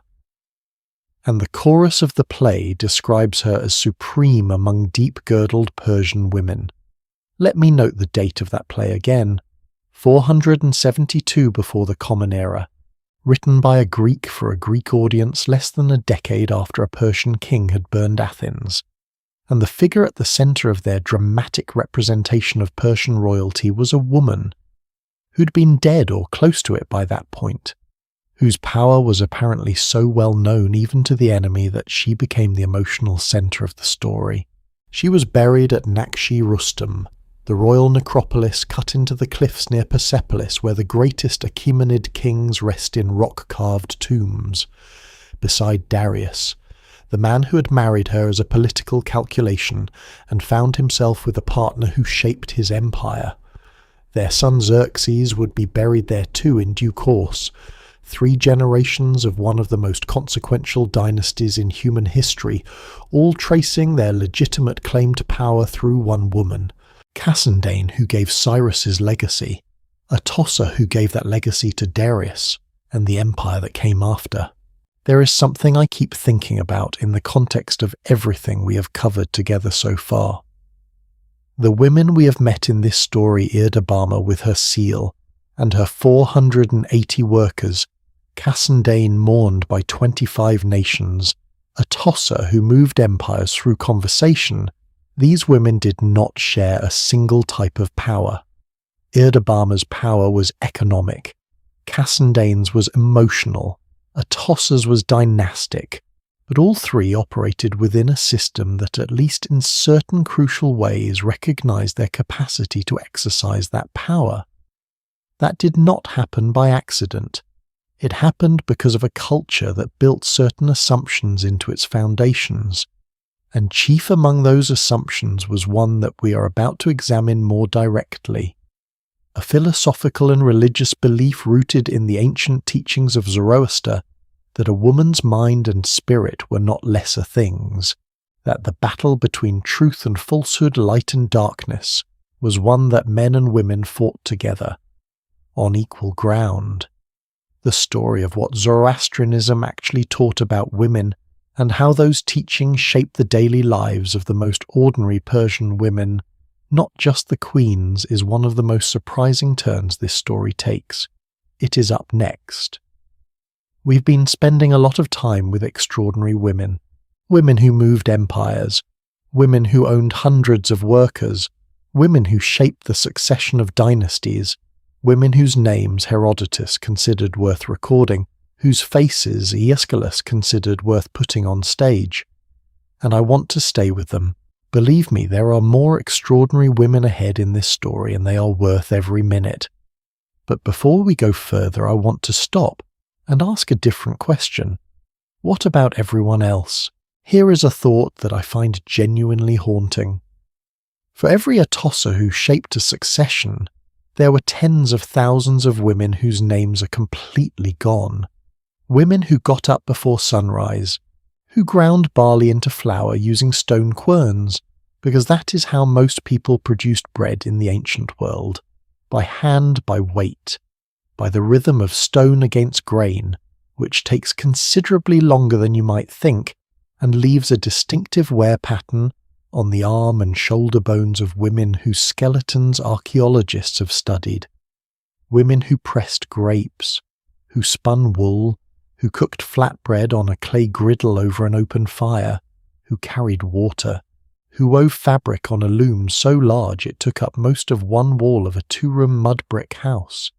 Women who did all of this every day, and were recorded in the administrative tablets of Persepolis as nothing more than a number. Unit 7, Location 14, 22 Pashap, ration allocated, month 3, and then the tablet was filed, and then 2,500 years later a scholar in Chicago opened a cardboard box and found them again. I want to try to reconstruct what a day looked like for one of these women. Not a queen, not a merchant, not a supervisor.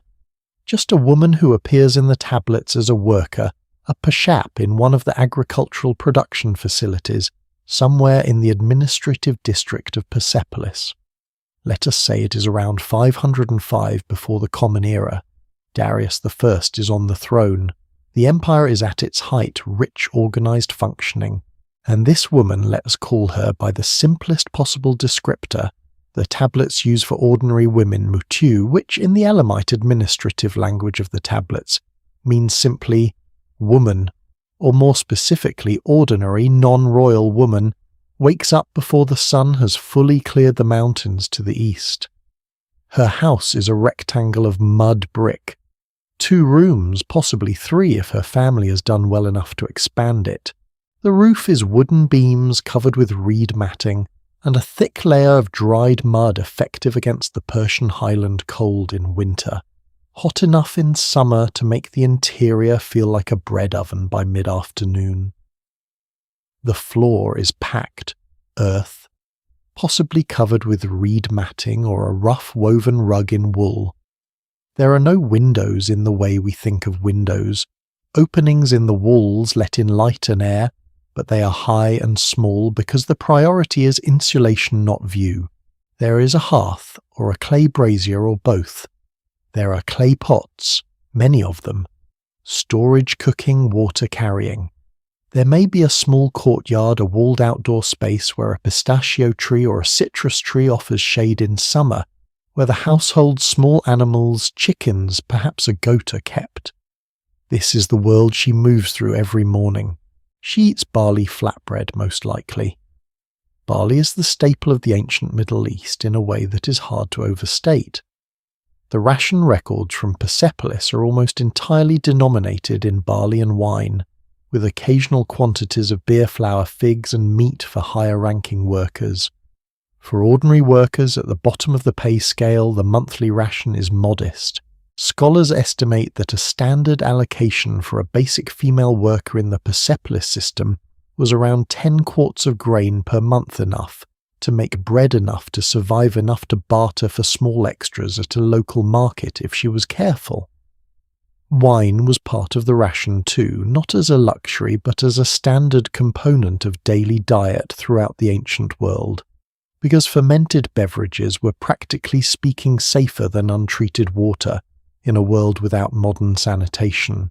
10 quarts of grain, a portion of wine, month after month after month. This is what the system recorded, this is what she lived on. Now, here is the thing I want to pause on because it matters. She received that ration. Not because someone did her a favour, not because she was someone's wife and her husband happened to be employed, because she worked, and her work was logged, and her ration was calculated, and it was dispensed, and the dispensing was recorded on clay. Her work was her identity within the system.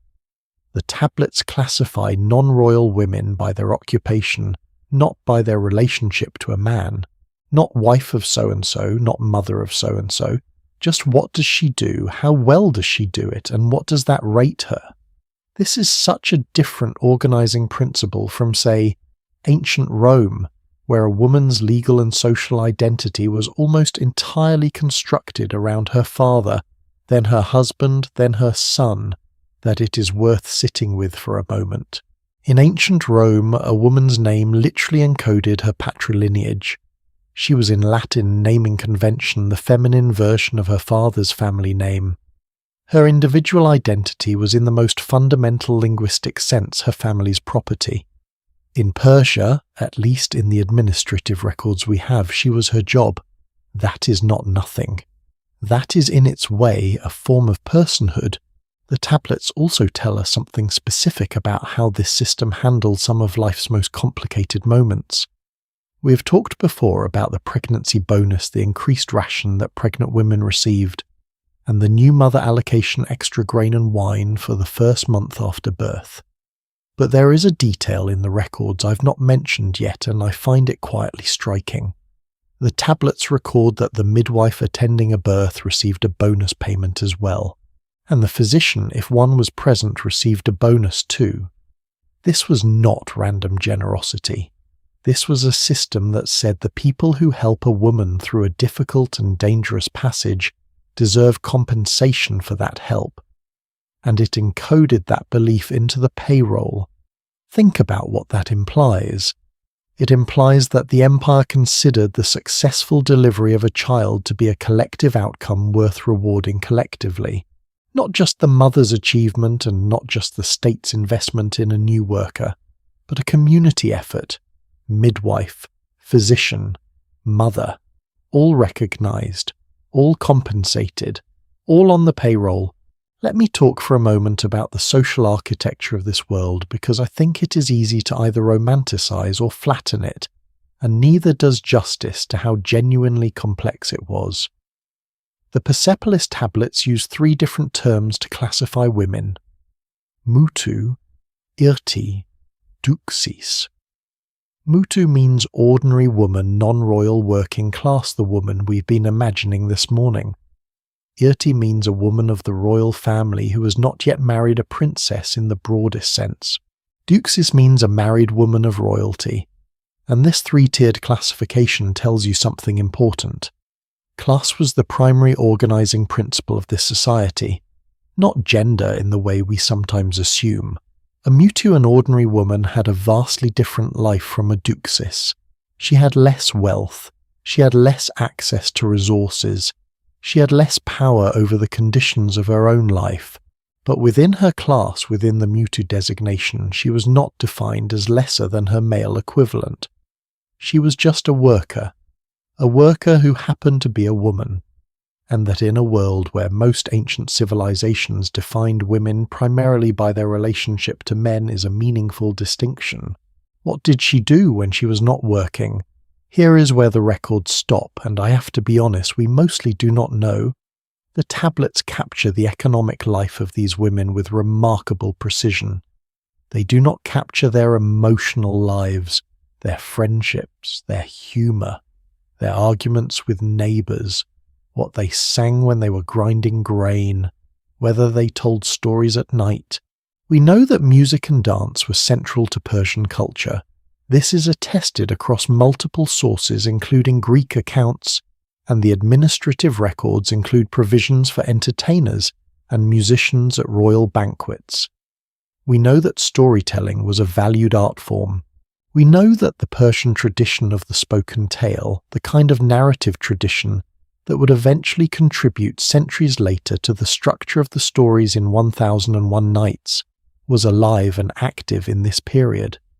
So it is not unreasonable to imagine that this woman, after a long day of work in an agricultural facility on the far plateau, sat with her neighbours around a fire and told stories, or listened to them, or argued about them. It is not unreasonable to imagine that she had opinions, that she laughed, that she complained, that she was, in other words, a person.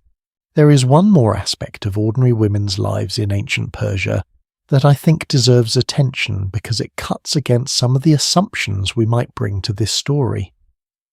Persian women could initiate divorce. Now this came with complications, and the law was not perfectly symmetrical between husbands and wives. In practice, divorce was easier for men to initiate than for women in many circumstances. But the key point is that it was possible.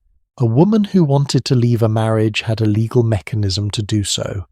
This is different, significantly different from ancient Rome, where divorce was technically available, but in practice meant a woman returning to her father's house with no financial independence and often no custody of her children. It is different from ancient Athens, where a woman's entire legal and financial existence was mediated through a male guardian, and where initiating divorce essentially meant convincing your guardian to act on your behalf.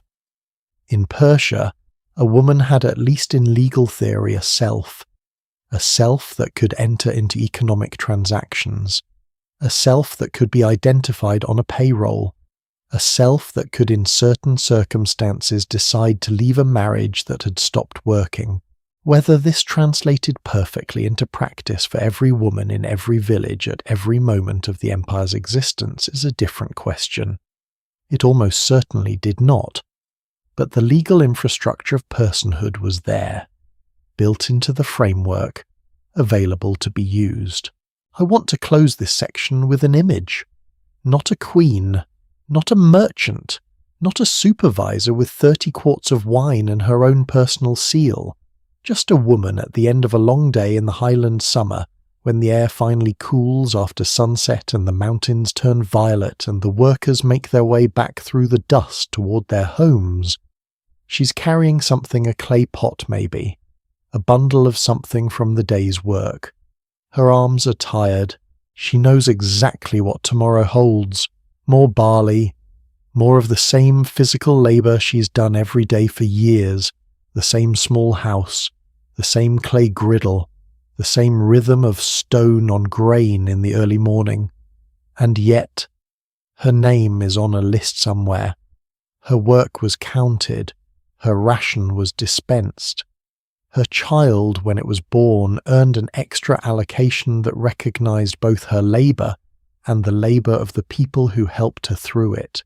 The empire in its vast and impersonal bureaucratic way acknowledged her, not as someone's wife, not as someone's property, as a worker, as a person, as a mutter, an ordinary woman in a civilization that apparently considered ordinary women worth keeping track of, and that 2,500 years later strikes me as worth keeping track of too. We are about to move into something genuinely surprising, because we have been talking so far mostly about what the administrative record tells us about women's lives. But behind that administrative record undergirding all of it was a set of beliefs, a way of understanding the world and humanity's place in it that was radically different from what most of us learned in school about ancient religions. Zoroastrianism, a faith so old it may have shaped the thinking of the Hebrew prophets, a faith whose moral architecture influenced not just Persia, but indirectly the three great monotheistic traditions that still shape the world today. And a faith that had embedded in its very foundation something that made ancient Persia unusual among all the great civilizations of the ancient world. A genuine conviction that the soul had no gender. What that meant for real women living real lives in a real empire is exactly what comes next. Quick question before we go any further. When was the last time a religion genuinely surprised you, not offended you, not reassured you, actually surprised you the way you might be surprised by something you thought you understood only to find out you had the whole thing slightly sideways? Because I want to tell you about a faith that most people in the West have barely heard of. A faith so old that scholars still argue about when exactly its founder lived, with estimates ranging from somewhere around 1500 to 1,000 years before the Common Era, possibly much earlier, making it older than most of what we casually call ancient. A faith whose core concepts, heaven and hell, a final judgment, the resurrection of the dead, a cosmic battle between good and evil, a coming saviour, were circulating in ancient Iran before the first line of the Hebrew scriptures was written down, before the New Testament, before the Quran, before any of the three great traditions that now shape roughly half of all human religious life on earth, and a faith whose approach to women was in a specific and philosophically interesting way, unlike anything else in the ancient world. Its name is Zoroastrianism, and it is the reason, or at least one of the most important reasons, that women in ancient Persia lived the way they did. Let me give you the basics, because they are genuinely worth knowing. The founder was a man called Zarathustra, known in the West, through the Greek transliteration of his name as Zoroaster. He was a priest who received what he understood to be a direct revelation from a god called Ahura Mazda, the Wise Lord, the Lord of Light, the embodiment of truth, order, and goodness. The core of what he taught was this: the universe is a battleground. On one side is Ahura Mazda, truth-light creation wisdom. On the other side is Angramenyu, the destructive spirit, the embodiment of the lie, chaos and decay. And in this cosmic struggle, human beings are not bystanders. They are participants. Every human being, by the choices they make in thought, in word and in deed, contributes to one side or the other. Every honest action tips the scales toward light. Every lie tips them toward darkness.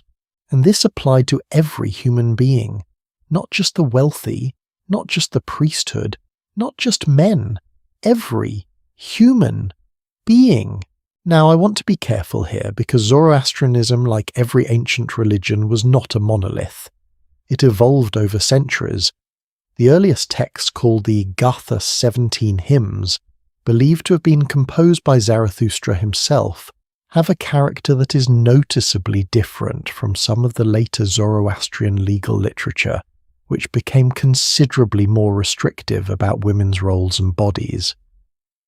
I'm not going to pretend the later tradition was uniformly progressive. There are passages in some medieval Zoroastrian texts that are frankly uncomfortable to read if you're coming at them from a modern perspective. But the Gathas, the oldest core, the part closest to the original teachings, are something genuinely unusual. In the Gathas, Zarathustra addresses both men and women directly and equally. There is a passage in Yasna that is the primary liturgical text of Zoroastrianism, chapter 39, verse 2, which reads, "And we worship now the souls of truthful men and women wherever they may have been born, men and women, together in the same line. Their souls, the Avestan word is Aruno, are worshipped together without distinction." And in chapter 37, verse 3, "Him we worship in the choices of the truthful ones of men and of women." The moral choices of men and of women, equally significant, equally consequential, equally part of the cosmic struggle. This might seem like a small thing, a couple of lines in an ancient hymn, but I want you to think about what it means in context. In many of the ancient world's religious traditions, women occupied a spiritually subordinate position by design. In some traditions, women's religious access was limited or mediated through male authority. In some, women were considered ritually impure for significant portions of their lives during menstruation after childbirth, and therefore excluded from religious participation during those periods. And in some, the cosmic architecture of the religion placed the feminine on the side of chaos, temptation, or disorder. The Greek tradition, whose philosophical and religious ideas we've absorbed so deeply into Western culture that we often do not notice them anymore, was not particularly kind to women in its cosmic storytelling. Pandora opened a box of disasters. Eve brought about the fall. In Aristotle's biological philosophy, women were essentially failed men, incomplete males, colder, weaker, less capable of rational thought. Now, I am not trying to flatten the complexity of any of these traditions. They all contain multitudes. But I am pointing out that the assumption Zoroastrianism built into its foundation, that a woman's moral choices were equal in weight and significance to a man's, was not a universal starting point in the ancient world. It was distinctive, and it mattered. There is one figure in the Zoroastrian divine order that I find particularly worth talking about. Her name is Spenta Armaiti. She is one of the 6 Amesha Spentas, the holy immortals, the divine emanations of Ahura Mazda that embody specific aspects of divine order. Spenta Armaiti represents holy devotion, sacred meditation, and right thinking. The qualities of focused, sincere, humble engagement with the truth. She is feminine. She is one of the 6 highest divine beings in the Zoroastrian cosmic order. She appears 42 times in the Gathas alone, and in Yasna, chapter 45, verse 4, creation itself is described as coming about through the union of Ahura Mazda and Spenta Armaiti, through wisdom and sacred meditation working together. This is not a secondary deity.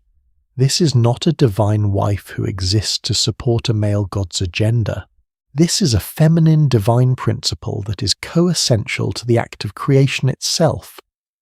There was even a festival dedicated to Spenta Armaiti, celebrated in what corresponds to our February, that honoured both the sacred earth and women, the two things she was understood to protect and embody. The Persian king Artaxerxes II, who ruled roughly 300 years after the Achaemenid Empire, began reportedly prayed to Spenta Armaiti for the health of his wife, a king praying to a feminine divine figure for his wife's well-being, embedded in the official religious practice of the empire. Here is the thing that I find genuinely fascinating and a little mind-bending about Zoroastrianism's place in the history of ideas. We tend to think of the great monotheistic traditions Judaism, Christianity, Islam, as the sources of Western civilization's moral vocabulary. Concepts like heaven and hell, the idea of a final judgment at the end of time, the notion that history is moving toward a conclusion, a resolution, a moment of cosmic reckoning, the figure of a saviour who will come, the existence of angels, the concept of Satan as a specific personal embodiment of evil.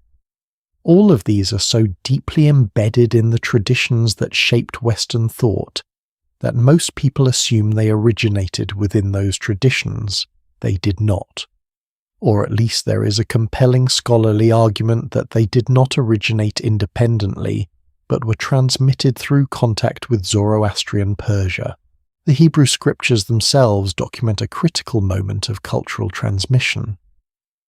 When the Jewish people were freed from their Babylonian exile by Cyrus the Great, the same Cyrus we have spent so much time with in this story, they returned to their homeland with a significantly more developed theology than the one they had taken into captivity.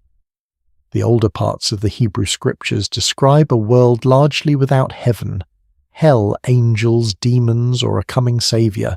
Sheol, the ancient Hebrew realm of the dead, was a grey, undifferentiated place where everyone went righteous and wicked alike. After the Persian period, the picture changes dramatically. Scholars studying the development of Jewish theology, and through it Christian and Islamic theology, have noted that many of the concepts that flourished after the Persian period bear a striking resemblance to Zoroastrian ideas that the Jewish community encountered during their time in Persia. The word paradise itself, used in the Bible, still used in Arabic and Persian today, comes directly from the old Iranian compound Paritis, enclosed garden. The Persian word for the kinds of walled garden estates that were one of the great architectural traditions of the Achaemenid world. The Garden of Paradise, a Persian word, in the Bible. And this is the empire of Zoroastrianism. So what does all of this mean for the women we've been talking about?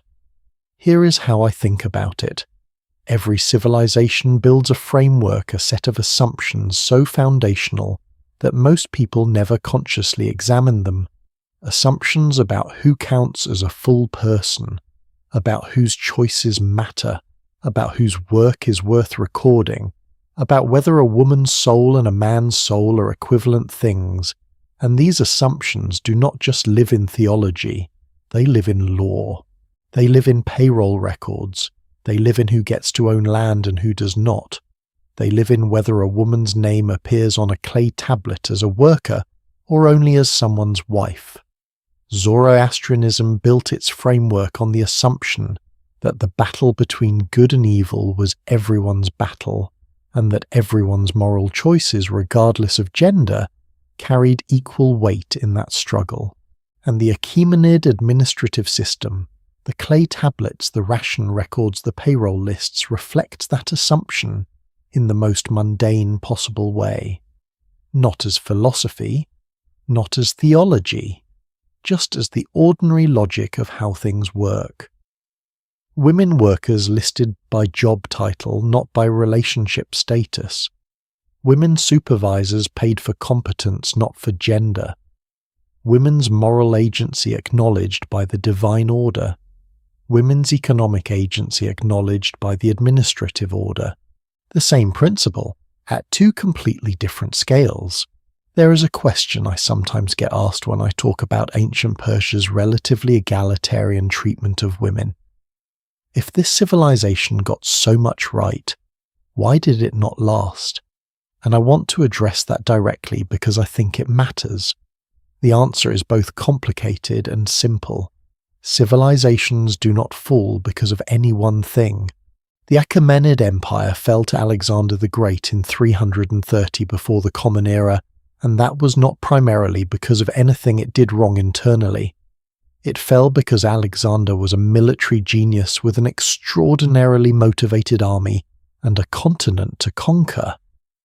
But the ideas, the Zoroastrian framework, the legal infrastructure of women's personhood, the administrative practice of recording everyone's work equally, those did not vanish with the empire. They continued through the Parthian period. They continued even deepened through the Sasanian Empire, which lasted from 224 to 651 of the Common Era. The fall came historically with the Arab-Muslim conquest of Persia in 651. And when it came, scholars who have studied this period note a specific and dramatic shift. Women's status, which had been encoded in law, custom and religion for over 1,000 years, changed. Where Persian women had travelled freely, they now required male escorts. Where they had owned property, that ownership became conditional. Where Zoroastrianism had placed a feminine divine principle at the heart of creation, the new framework had no equivalent space for that kind of theological gender equity. I say this not to condemn any tradition, that is not the purpose of this story. I say it because the contrast is instructive. It demonstrates as starkly as any historical example. I know that a civilization's treatment of women is not a natural phenomenon. It is a choice, built into frameworks, maintained by assumptions, subject to change in either direction whenever those frameworks shift. The women we've been learning about in this story lived inside a framework that, imperfect as it was, built something genuinely remarkable. It built the assumption of personhood into the payroll. It built the equal moral weight of women's choices into the divine order. It built a divine feminine principle into the act of creation, and it sent a woman named Erdabama across 5 countries with 480 workers and nobody asking her where her husband was. That did not happen by accident. It happened because of what people believed, and that, I think, is one of the most important things this whole story has to tell us. What we believe at the deepest, most foundational level about who counts as a full human being shapes everything downstream. Every payroll record, every legal code, every clay tablet, every name on a list. We have one more turn to make before we reach the most complicated woman in this story. A woman whose intelligence, whose ruthlessness, whose political acumen and personal darkness make Atossa look gentle by comparison. A woman who owned villages, commanded an army, organized networks of spies, and managed simultaneously to be both her son's greatest ally and one of his most dangerous rivals. Her name is Parisatis, and she's waiting just around the corner. 2 objects. That's what I want you to hold in your mind for this next section. 2 objects that in the ancient world represented 2 completely different kinds of authority. The first is a seal, a small carved stone fitted to the palm of the hand, pressed into wet clay to leave an impression that said, "This decision was mine, this transaction was authorized by me, this order came from here." The second is a sword, or in the specific case we're about to discuss, a warship. 5 warships to be precise, leading a Persian naval squadron into the largest sea battle of the ancient world. Different instruments, same underlying fact, a woman in charge. Let me introduce you to 2 people who could not be more different from each other, and yet placed side by side tell you something profound about the range of what was possible for women inside the Persian sphere of power. The first is Artystone. You've heard her name mentioned in passing earlier in this story as Darius's favourite wife, as Atossa's younger sister, as the woman for whom Darius commissioned a golden statue. But what she actually was in the administrative life of the empire goes considerably deeper than any of those descriptions. Artystone was in the Elamite language of the administrative tablets Irtashduna. Her name, if you trace it back to its old Persian roots, means something like Pillar of Erta, the deified truth. The Pillar of Truth. That name was not chosen casually. In the Persepolis archive, Irtashduna appears repeatedly across the administrative record in ways that most histories of ancient Persia still fail to convey. She owned at least 3 estates, not one estate that her husband allowed her to manage on his behalf. 3 estates independently owned, independently administered, each with its own workforce, its own steward, its own storage facilities. Scholars studying the archive have identified 38 documents bearing her personal seal, Persian fortification, seal number 38, which she pressed into clay to authorize transactions across her land holdings.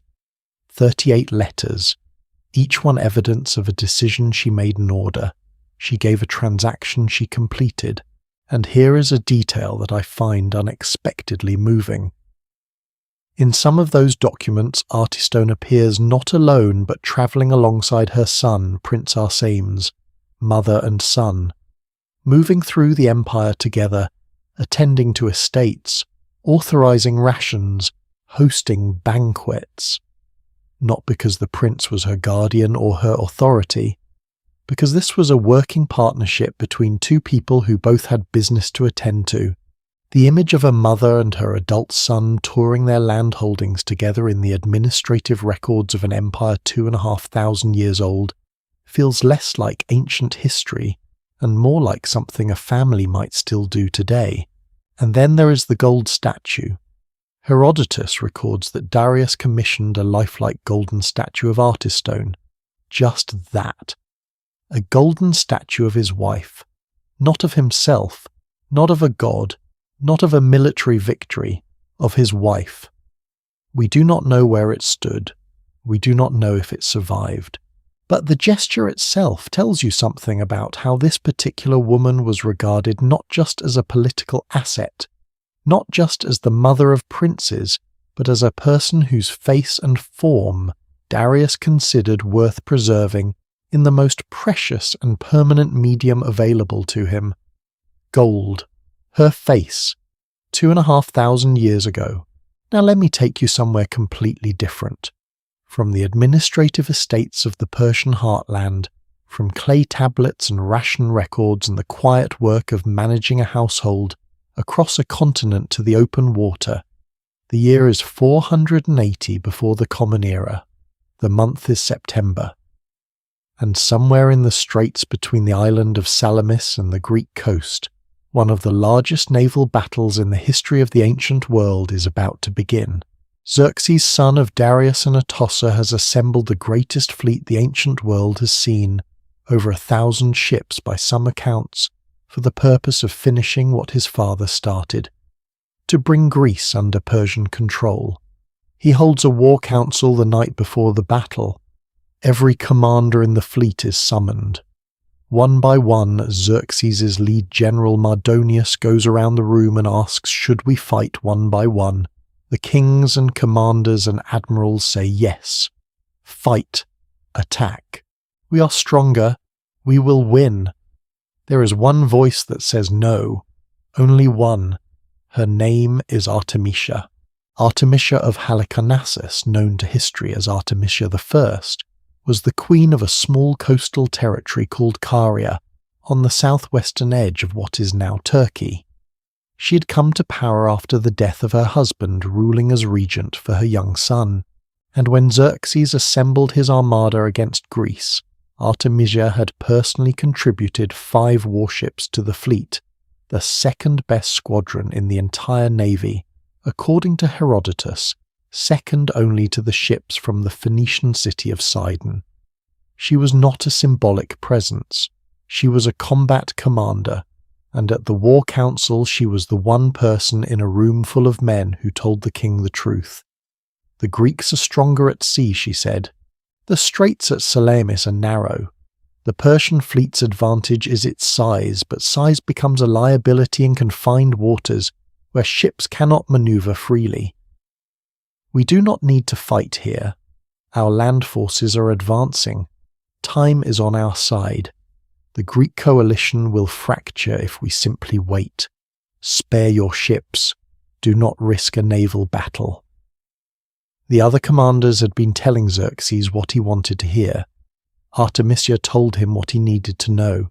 Now, Herodotus preserves a detail that I think says everything about the political temperature of that room. When her advice was reported back to Xerxes, her friends were terrified. They genuinely believed the king would punish her for contradicting the consensus, because she was the only one who disagreed, and she was a woman. Xerxes' response was the opposite of what they expected. He was, Herodotus says, delighted with her advice. He rated her even higher than before, and then he ordered the majority view to be followed anyway, which honestly is one of the more relatable things Xerxes ever did. He recognized she was right. He ignored her. The battle was fought. The Persians lost. If he had listened to Artemisia, the Persian wars might have ended very differently, and along with them the history of Western civilization, democracy, philosophy, and arguably everything that followed. All of it, because a king decided he preferred the option that felt decisive over the option that was correct. Here is where it gets better. The Battle of Salamis is in full chaos. Persian ships are colliding with each other in the narrow straits exactly as Artemisia predicted they would. An Athenian trireme spots Artemisia's vessel and moves in for the kill. The Athenians, Herodotus tells us, were offering a bounty for her capture. 10,000 drachmas. 10,000. For context, that was roughly the weekly wages of 2,000 skilled craftsmen. The Athenians, he says, considered it intolerable that a woman should make an expedition against Athens. So when the Athenian trireme bore down on her with 10,000 drachmas of motivation behind it, and with allied Persian ships blocking her path forward, Artemisia made a decision. She ordered her crew to ram the ship directly in front of her, a Persian allied vessel. She sank a friendly ship to clear her escape route. The crew of the sunken vessel all died. No survivors. No accusers. Xerxes, watching from his throne on the hillside, saw Artemisia's ship sink a vessel and assumed she had destroyed a Greek ship. He turned to his advisors. "My men fight like women," he reportedly said, "and my women like men. I love this story so much that I have to be honest about it. The ram and escape incident is Herodotus, and Herodotus was writing about events he heard about second-hand, filtered through his own cultural perspective and his genuine personal admiration for Artemisia, who came from his hometown of Halicarnassus. He may have embellished. The story may be partly legendary, but the core facts that Artemisia commanded 5 ships at Salamis, that she was the only commander to advise against the engagement, that Xerxes respected her judgment above that of his male commanders, that the Athenians put a specific bounty on her head, those are in the historical record. And the detail that makes me believe at least the general shape of it is true. No Greek would invent a story in which the Persian woman was the smartest person in the room.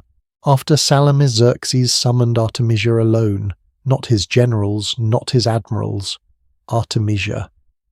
He asked her what he should do next.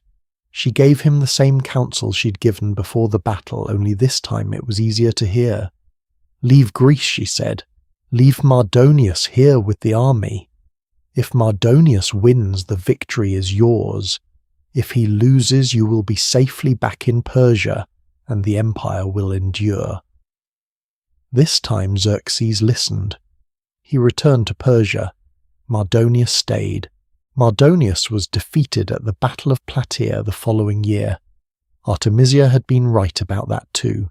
What I want to draw your attention to sitting with both of these women together, Artystone and Artamisia, is the way they represent two completely different expressions of authority within the same broad cultural context. Artystone's power was institutional. It was built into clay tablets and property records and administrative letters. It was quiet. It was systemic. It was the power of a woman who understood that the most durable form of authority is the kind that is simply assumed, written into the record, sealed into the documents, not requiring anyone to step aside or ask permission, because the permission is already built into the architecture. Artemisia's power was more visible. It was earned in a war council and tested in a sea battle. It was the power of someone who said what was true in a room full of people saying what was comfortable and who was right. Both forms of power existed in the Persian world simultaneously. Both were possible. Both were real. And here is what strikes me about the contrast. Artystone is almost invisible in the popular historical record. Almost no one who has not studied ancient Persia specifically has heard her name. Artemisia, by contrast, appears in Hollywood films, is featured in museum exhibitions about women warriors, has an asteroid named after her. The sword, the visible, dramatic, cinematic kind of power we remember. The seal, the administrative, institutional clay tablet kind of power we forget. And yet, the seal outlasted the sword. The institutional power of women in ancient Persia, built into payroll records encoded in property law, embedded in the daily fabric of the administrative system, persisted for centuries. The dramatic battle story got told and retold and eventually became a movie. The administrative reality just kept running quietly in the background like it always had, which brings me to a question I want to leave you with before we move on. Which kind of power do you think is more important to fight for? The visible kind that gets remembered, or the structural kind that shapes daily life without anyone noticing? I do not think there is a right answer. I think they are both necessary. I think the seal without the sword can be taken away without anyone making a fuss. And I think the sword without the seal changes nothing in the long run. What ancient Persia had imperfectly within a system that was still at its core organized around the authority of men was both. Women who commanded fleets, and women who built institutions, and the two together made a world. The most complicated woman in that world is still ahead of us. A woman who used everything, the seal, the political maneuver, the spy network, the enormous wealth, the iron will, in ways that even Artemisia might have found impressive. Her name is Parisatis, and she's unlike anyone we have met so far. All right, I need to warn you about something before we begin. This section of the story is where the history gets darker. Not Hollywood dark, real dark. The kind of dark that comes from reading primary sources written by people who were actually present or close enough to present that the details they recorded have the specific uncomfortable texture of things that actually happened. Parisatis is not a comfortable subject.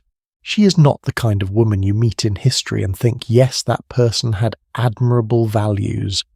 She is the kind of woman you meet and think that person was extraordinary and terrifying, and the fact that she existed at all says something very complicated about the world she lived in. She is also, in my view, one of the most fascinating human beings in the ancient record, and I think she deserves to be told honestly.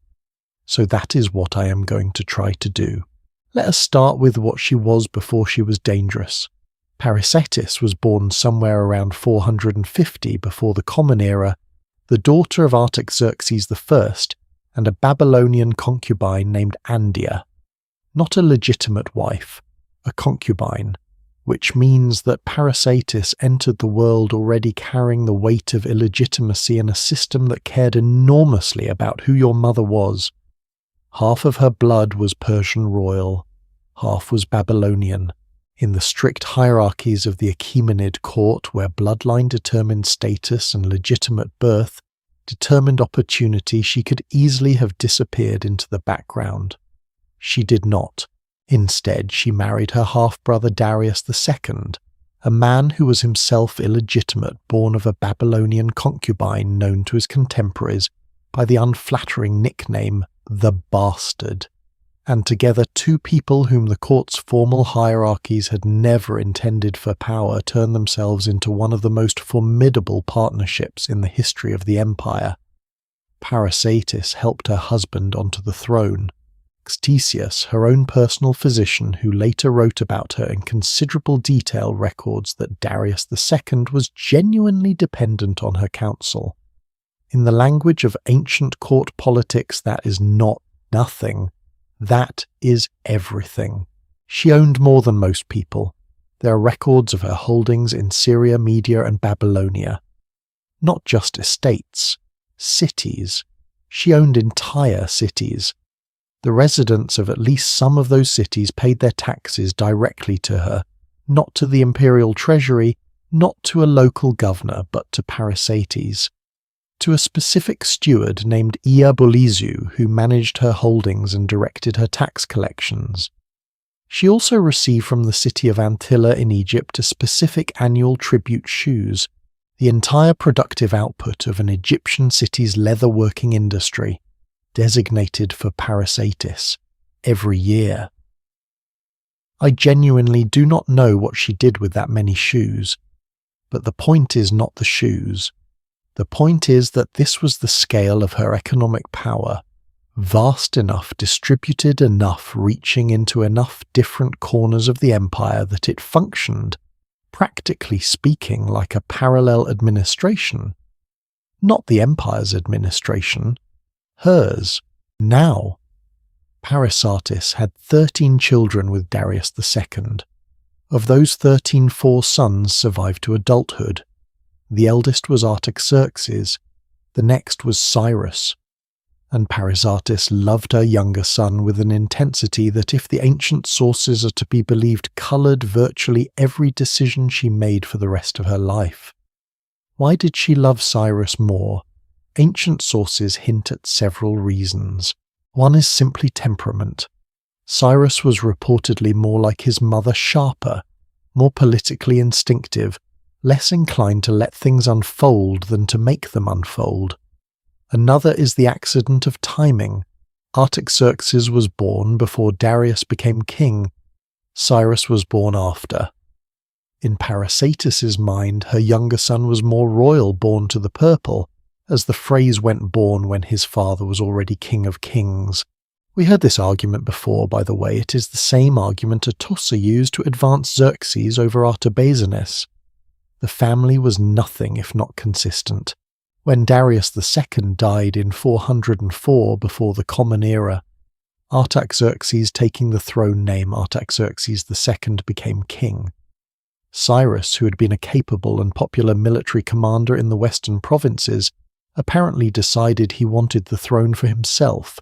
What happened next is one of the most thoroughly documented events in ancient Persian history, because a Greek mercenary soldier named Xenophon was present for most of it, and later wrote about it in a work called the Anabaeis, one of the great adventure accounts of the ancient world.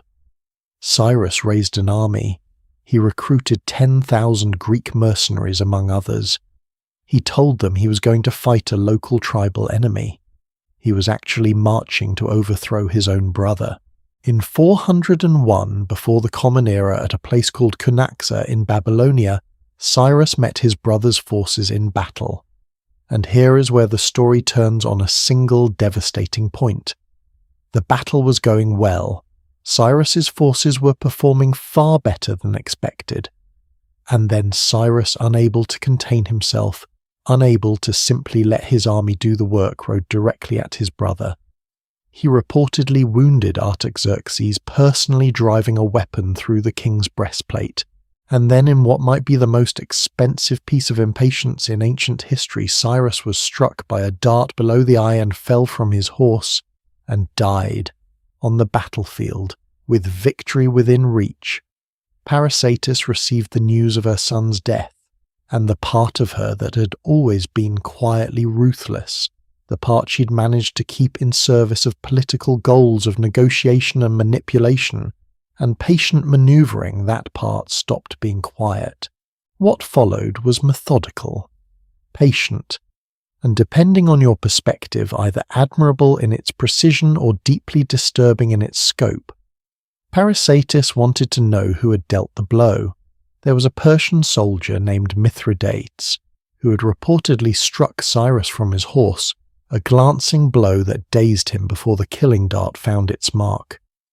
Mithridates did not know he had nearly killed a prince. He also did not know apparently that he should keep his mouth shut. At a later banquet he boasted. Parisatis learned of it, and Mithridates was executed by what ancient sources describe as scaphism, a method so specifically unpleasant that I am going to describe it only in the broadest terms as a protracted death that took days. The details are in Plutarch if you want them. I will spare you. There was also the matter of a royal eunuch named Mathradates, who had mutilated the body of Cyrus after the battle, cutting off his hand and his head, as was the custom for defeated enemies. Parisatis wanted Mathradates, but Artaxerxes, her son and king, had specifically placed Mathradates under royal protection. Parisatis could not simply demand him, so she played dice, literally. She was, according to Plutarch, an enthusiastic and skilled dice player, and one afternoon she sat down with her son and challenged him to a game. The stake the loser surrenders, a eunuch of the winner's choice. Artaxerxes agreed. He was perhaps feeling comfortable around his mother. He should not have been. Parisatis had lost the first game. She paid with a eunuch of modest importance. Then she won, and she selected Mathradates. Before Artaxerxes could understand what had happened, Mathradates was in the hands of the executioners. Artaxerxes was furious. Parisatis looked at her son and said, and this is recorded essentially verbatim in Plutarch, something along the lines of, "What a simpleton you are to be angry over a worthless old eunuch when I, who diced away 1,000 darics, say nothing about it." She had just won the right to execute a man through a game of dice, and she was scolding her son for being upset about it. I want to pause here and be honest about what we're dealing with. Parisatis was not a nice person. I am aware that this might seem like an understatement given what I have just described, but I want to make a more careful point. Every other woman we have met in this story has been in one way or another someone I could invite to dinner without worrying too much about the outcome. Erdabama, I would love to hear her talk about logistics. Cassandane, she sounds like someone who is genuinely beloved. Atossa, politically brilliant, probably excellent company. Artystone, quietly powerful, and from the evidence relatively humane. Parisatis is different. She operated in a world where the tools of power included patronage networks, intelligence operations, large-scale landholding, and when those failed, patient methodical revenge, and she used all of them. The question I want to raise carefully because it matters is this. Would we judge her differently if she were a man? The ancient record is full of kings who executed rivals, arranged the deaths of inconvenient enemies, played political games with the lives of their subordinates. We tend to describe those kings as ruthless or pragmatic or effective. Parisatis gets described as vicious, as savage, as uniquely terrifying. I am not saying those descriptions are entirely wrong, but I am saying the standard seems to have shifted, and that asymmetry is worth noticing. The most famous episode in Parisatis' story by most accounts involves a small knife, a small bird, and a dinner that ended in someone's death. Her rival for influence over Artaxerxes II was the king's own wife, Statera. The relationship between Parisatis and Statera was by ancient report one of the most corrosive rivalries in the history of the Achaemenid court. They had at various points tried to destroy each other through court intrigue, through competing for the king's attention, through influencing his decisions about generals and military strategy, and who lived and who died.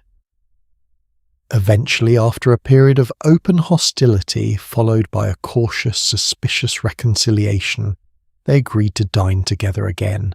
The precaution they had settled on, because both women knew perfectly well that the other was capable of just about anything, was to eat from the same dishes, same food, same plates. If one dies, the other dies. It was not an unreasonable precaution. It was also not sufficient. According to Ctesias, who was Parisatis' own physician, and therefore had a front-row seat to the aftermath of what happened, there is a small Persian bird called the rhintices. It is described as having no excrement, entirely full of fat inside thought, to live on air and dew. A delicacy, apparently. Parisatis took a knife. She applied a preparation to one side of the blade only. She cut the bird in two. She ate from the clean half. She offered Statera the half that the poisoned side of the blade had touched. Statera died in convulsions. She appears to have understood as she was dying what had happened and who had done it. The king understood too. He had his mother's servants and table attendants arrested and put to a rigorous interrogation. He searched for Gigi's Parisatis' trusted servant who knew the secret. Parisatis sheltered Gigis in her own quarters for months, refusing to surrender her. When Gigi's was eventually captured, she was executed in accordance with Persian law for poisoners, a method involving stones. Artaxerxes, facing his mother across this entire catastrophe, chose not to execute her, not to imprison her permanently. He sent her to Babylon, said that as long as she lived he would not come to the city where she was, and Parisatis went. Having, as Plutarch rather dryly notes, arranged for the exile in accordance with her own wishes. She'd wanted to go to Babylon. She ran her estates from there. She eventually returned to court. And she continued for the remaining years of her life, which stretched by most estimates into her 80s or 90s, to advise and counsel and maneuver, and remain in every sense that mattered and operative at the centre of the empire's political life. She disappeared from the historical record somewhere in the late 390s or early 380s before the Common Era. An asteroid number 888 is named after her. Someone decided that a giant space rock was the appropriate memorial. I think Parisatis would have found that suitable. There is something I want to say about what Parisatis represents in this larger story. We've been following a thread through all of these women about what power looked like in ancient Persia. The ration records that said her work was worth counting. The property laws that said her estates were her own. The religious framework that said her soul had equal weight. All of those things were true, and Parisatis was the product of that framework in the same way Erdabama was, in the same way Atossa was. She had access to resources and information and legal standing that women in most other ancient civilizations did not have, and she used them, every single one, in ways that were sometimes admirable and sometimes not, in ways that were sometimes justified by any standard and sometimes not, in ways that were above all human. The system did not produce a saint. It produced a person with enormous capacity and enormous flaws, and the particular kind of intensity that comes from loving something, in her case, her younger son, so completely that losing it turned everything else dark. That is not a cautionary tale. That is just a life, complicated like all lives, large like very few. There is one more woman waiting for us in this story. Not a queen, not a businesswoman, not a warrior or a spy or a political operator. The last woman in this story chose not one of those things. She chose dignity. And in doing so, she left behind perhaps the most quietly devastating act of personal agency in the entire Achaemenid record. Her name is Sisigambis. She was the mother of the last Persian king, and she outlived him not by years, not by decades, but by exactly 5 days. She had made a decision, and she kept it. The year is 333 before the Common Era, and Sisigambis, Queen Mother of the Persian Empire, mother of Darius III, grandmother of some of the most extraordinary young women the Achaemenid dynasty had produced, is kneeling, on the ground, before a man she has never met, a man her servants told her is the king of Macedonia, a man who in a single afternoon at a place called Issus had shattered the largest army Darius could assemble and sent the King of Kings himself fleeing from the battlefield. And now he has come to her tent. She knelt before the taller of the 2 young men who entered. He was dressed like a nobleman. He carried himself like someone used to authority. He seemed like the obvious choice. He was wrong. The taller man, the one she'd addressed as king, the one before whom she had prostrated herself in the full formal Persian manner, was not Alexander. He was Hephaestion, Alexander's closest companion, taller than the king, more handsome, some sources say, more what a king looked like than the actual king standing beside him. There was an awkward silence. A servant whispered in Sisigambis's ear. She understood immediately what had happened, and she started to rise to correct herself to begin the apology. Alexander stopped her. He looked at Hephaestion and said in a phrase that was immediately recorded and has been repeated ever since something like, "Never mind. He too is Alexander." And then he helped her to her feet. I want to sit with that moment for just a second, because I think it tells you something important about what happened next. Sisigambis was not naive. She was the daughter of a Persian king, the wife of a Persian king, the mother of a Persian king. She had spent her entire life inside the most politically sophisticated court in the ancient world, watching people with good intentions and people with bad ones and learning the difference. She knew what conquerors looked like. She knew what this visit was supposed to be. And yet, Alexander treated her with a respect and a warmth that by every account we have was completely genuine. He called her mother, not as a political calculation, at least not only as a political calculation. In the ancient Near Eastern tradition, a conquering king who took care of his predecessor's royal family was demonstrating his right to the throne, absorbing the legitimacy of the previous dynasty into his own. Alexander was doing that, yes. But he was also apparently doing something else. He was actually getting along with this woman.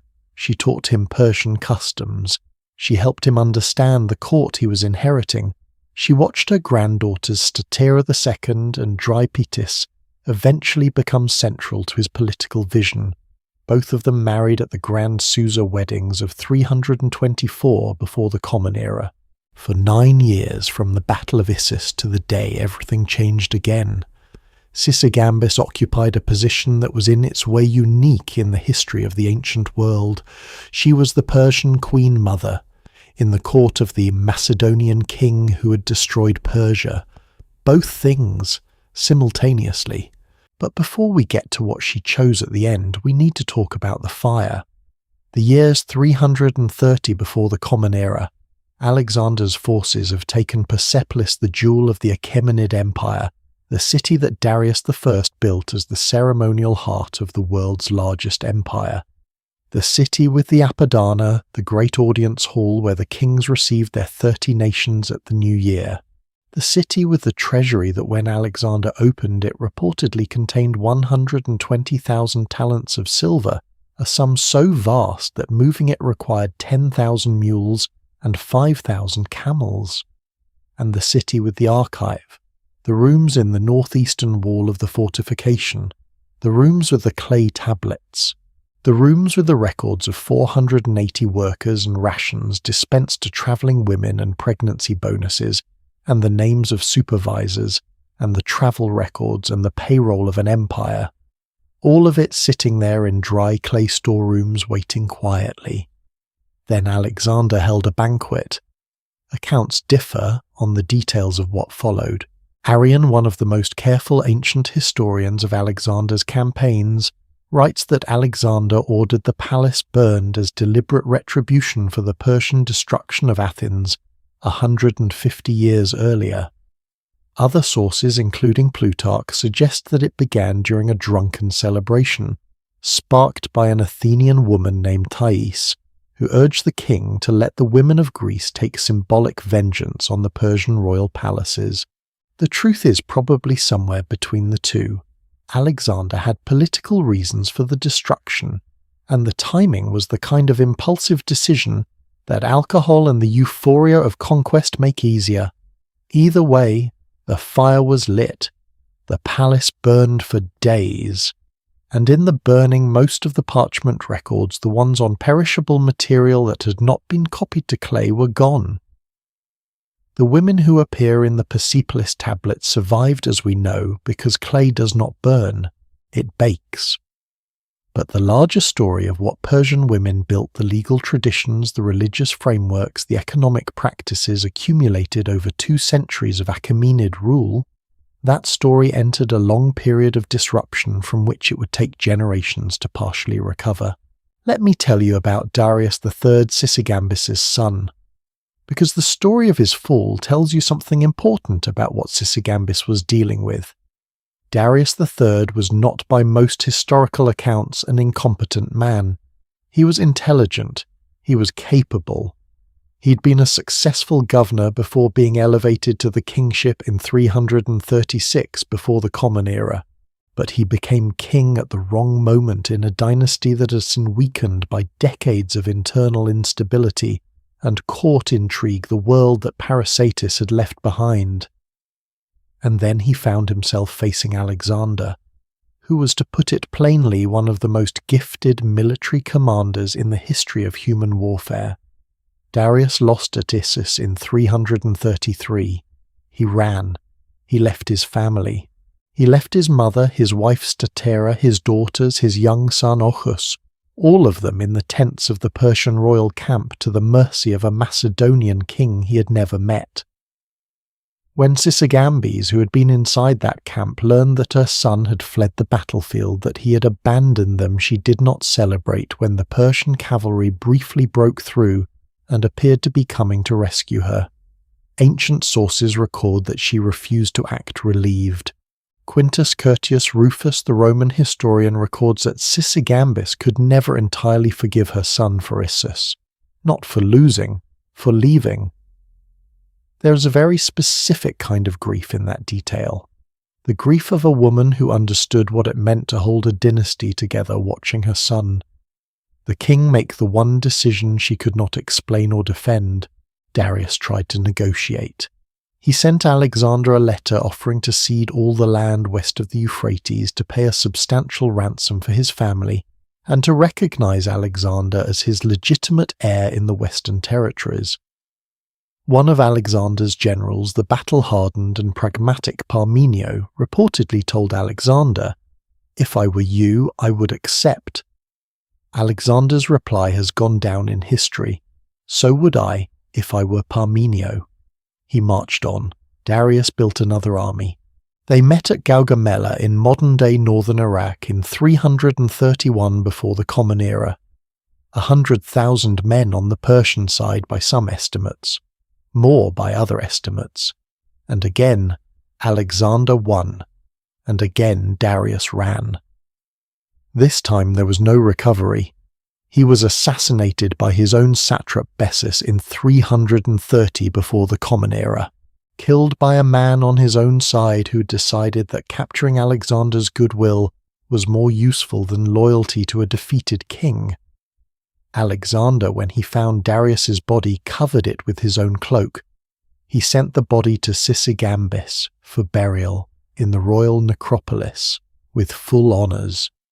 And when Sisigambis was called upon to mourn her son, she reportedly said something that Quintus Curtius Rufus preserved for us. She said, "I have only one son, and he is the king of all Persia." She was talking about Alexander. Let me pause there for a moment, because I know that sentence can land in different ways depending on how you hear it.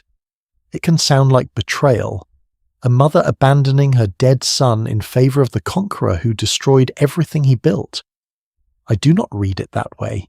I think Sisigambis, who had watched her son flee at Issus, who had spent nearly a decade watching Alexander govern imperfectly, inconsistently, but often with a genuine effort to understand what he had taken, made a pragmatic and in some ways dignified choice. The Achaemenid dynasty was over. What came after it needed to be shaped by someone who understood what had existed before. She could mourn the dynasty privately and serve the empire publicly. She chose to do the second thing, not because she had no grief, because grief in the world she'd grown up in was not a reason to stop working. June 323 before the Common Era.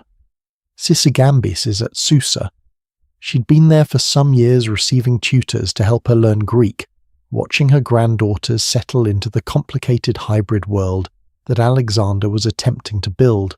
She had seen the Susa weddings the year before the extraordinary ceremony at which Alexander had 90 of his senior commanders marry Persian noblewomen, while he himself took Darius's daughter, Statira II, as his second wife, and Hephaestion married Drypetis. The symbolism was unmistakable. This was the future Alexander was trying to build. A world where Macedonian and Persian bloodlines merged, where the empire that had burned at Persepolis 3 years earlier was being rebuilt, not destroyed. And then the word came. From Babylon. Alexander was dead, 32 years old. Probably typhoid fever, though scholars still debate it.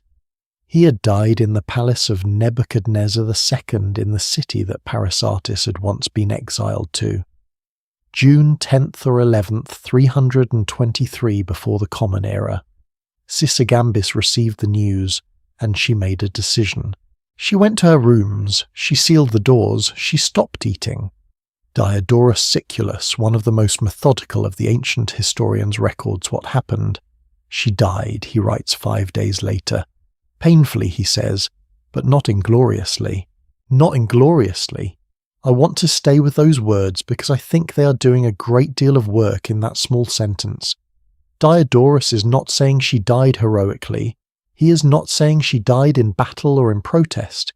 He is saying she died in a way that by the standards of her world and her tradition preserved her dignity intact. She had outlived her son. She had outlived the dynasty she was born into.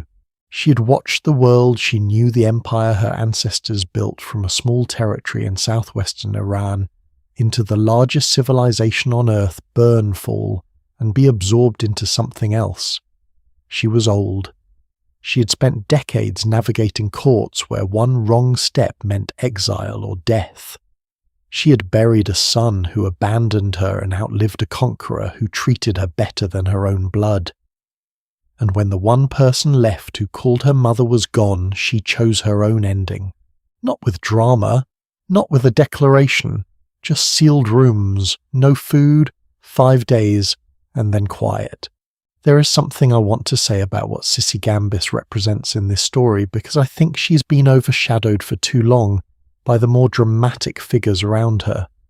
We remember the queens who manoeuvred and manipulated and shaped successions. We remember the warriors who commanded fleets. We remember the businesswomen who ran empires within empires. But Sisigambis was something rarer in the historical record of this era, a woman who was simply witnessed, not celebrated, not feared, not praised extravagantly or condemned, just present, making choices, living out the consequences of forces larger than any individual while still maintaining to the very end the ability to choose how it ended. If the Persepolis tablets are about the institutional dignity of ordinary women, the right to be recorded, counted, compensated, then Sisigambis is about something else, about the personal dignity of the last person standing when the institution is gone, about the decision to be, in Diodorus's phrase, not inglorious, to die on your own terms, in your own rooms, after a life that was not yours to choose but whose ending was. The empire she was born into was over. but its memory scattered across clay tablets in museum basements, preserved in fragments of Ctesias and Plutarch and Herodotus, and Arrian and Xenophon carved into the stone reliefs of a ruined terrace in the mountains of Fars province was not.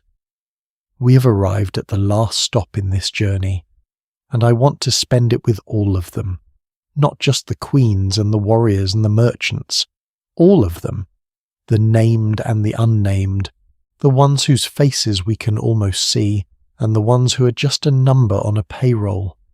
Because the question that this whole story has been building toward is not really a question about ancient Persia.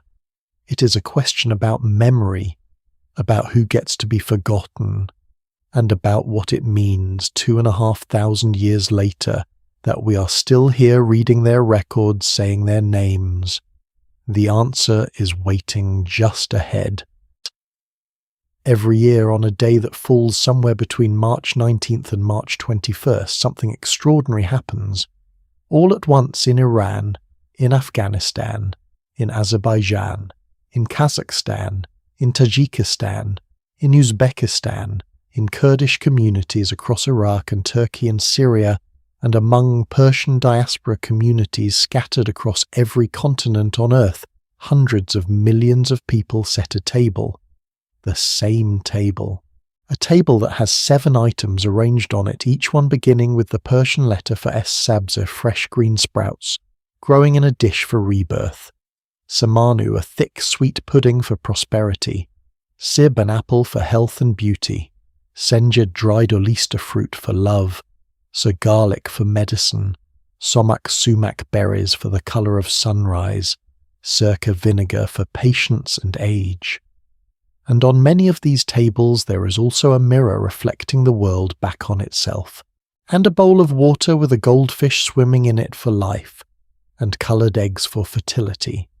This table is called the Haft Scene, and the celebration it anchors is called Noruz, New Day. It has been celebrated for more than 3,000 years. The Apadana reliefs at Persepolis, those magnificent carved stone friezes that Darius and Xerxes commissioned to record the 30 nations of their empire, show delegations arriving from across the world carrying gifts. Scholars believe those scenes depict the New Year's festival, Noruz, in Persepolis, in a city that burned 2,350 years ago. And the celebration is still here. I want to begin the end of this story where the beginning found us, with fire, and with what survives it. We started with the flames that Alexander set in 330 before the Common Era, the fire that by a beautiful accident of physics baked 30,000 clay tablets and preserved them for the 21st century. We followed those tablets into a basement in Chicago, into the hands of scholars who spent lifetimes learning a dead language so they could read the payroll records of an empire. We met the women whose names those tablets contain, some of them famous. Erdabama with her seal, and her 480 workers and her wine operations spanning 5 modern countries. Cassandane, whose death stopped 25 nations in their tracks, and whose husband could not rule without her. Atossa, who moved empires through conversation, and whose enemy described her as all-powerful in a text that has survived 25 centuries. Artystone, whose golden statue we have never found, but whose seal we've pressed into clay 38 times, the record of a life spent in authority. Artemisia, who told the king the truth in a room full of people, telling him what he wanted to hear, fought in the battle anyway when he ignored her, and was right about how it would end. Parisatis, who is complicated and dark and human in ways that make her the most alive person in this entire story. Sisigambis, who chose her ending with the same quiet precision that defined everything she did, and some of them nameless. The Arashara, who received 30 quarts of wine in month 2 of year 22. The Mutu, who ground barley before sunrise in a 2-room mud brick house on the Fars Plateau. The midwife whose bonus payment is recorded in a document that sat in a wall for 2,400 years, the pregnant worker whose ration increased, the new mother who received extra grain, all of them, together. Here is something I have been sitting with throughout this entire journey.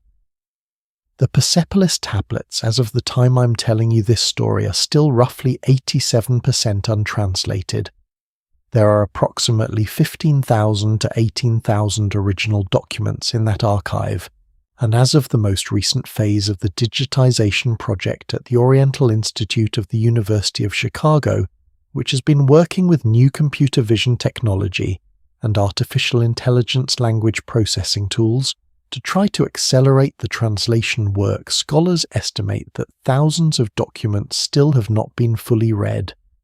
Thousands of names, potentially thousands of women, still waiting in the clay. The digital imaging project, funded by a series of grants from the Andrew Mellon Foundation, has produced high-resolution photographs of the tablets that allow scholars all over the world to examine them as if they were holding the originals in their hands, rotating them under a light. For the first time in history, researchers in Germany and Japan and Brazil can work on the same tablet simultaneously.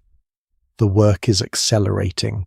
New names emerge every year, and I find that genuinely moving, not in a sentimental way, in the way that you feel moved when you watch something that was nearly lost becoming visible again.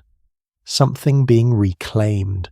I want to take a moment here and ask you something directly, because I think this story has been building toward a question that I have been reluctant to ask out loud, because it feels almost too large. But here it is.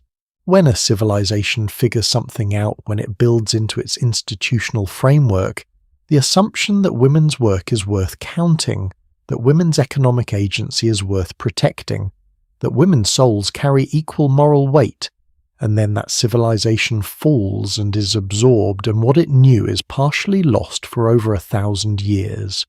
What does that tell us about progress? Is progress linear? Does it go in one direction, building and building, always getting better?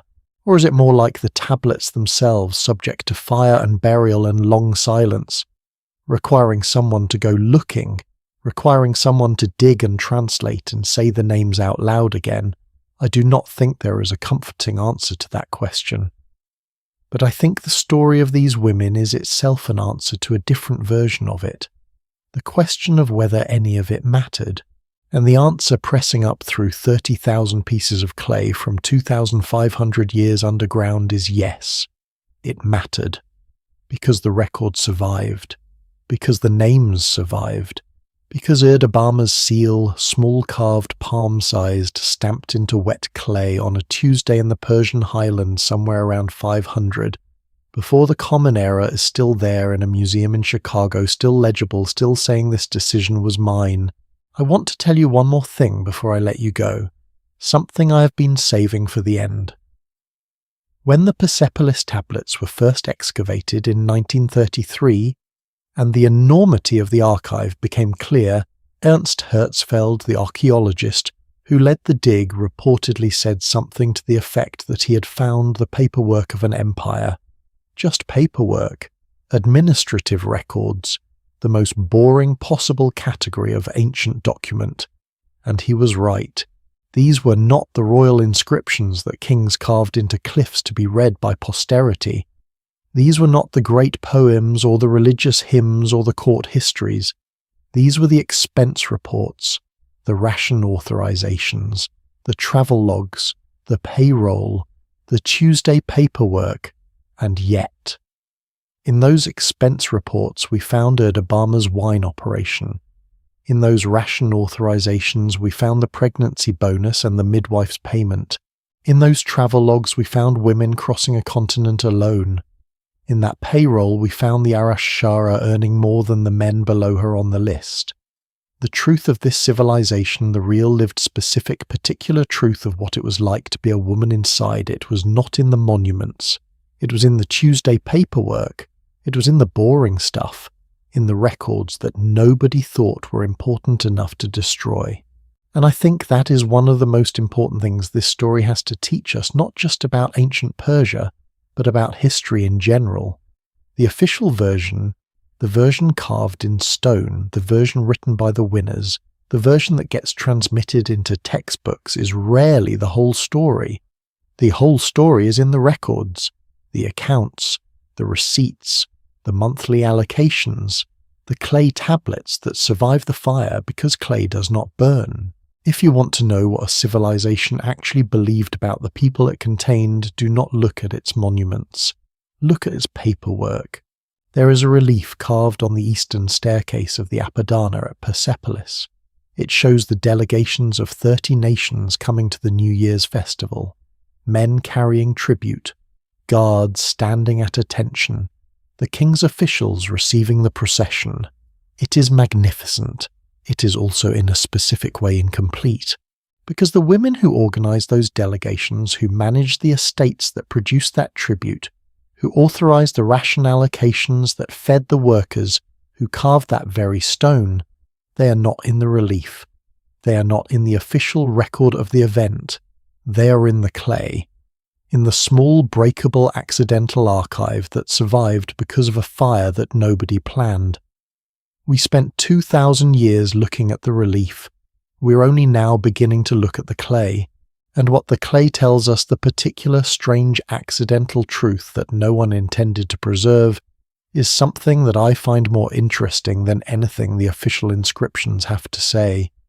It tells us that 2,500 years ago, on a plateau in what is now southern Iran, a civilization existed that built a certain assumption into its foundations, the assumption that a woman with skill and ambition and intelligence could direct 480 workers and travel across 5 countries and sign her own contracts and authorize her own transactions, not as an exception, not as something remarkable worth noting in the historical record, as an ordinary Tuesday.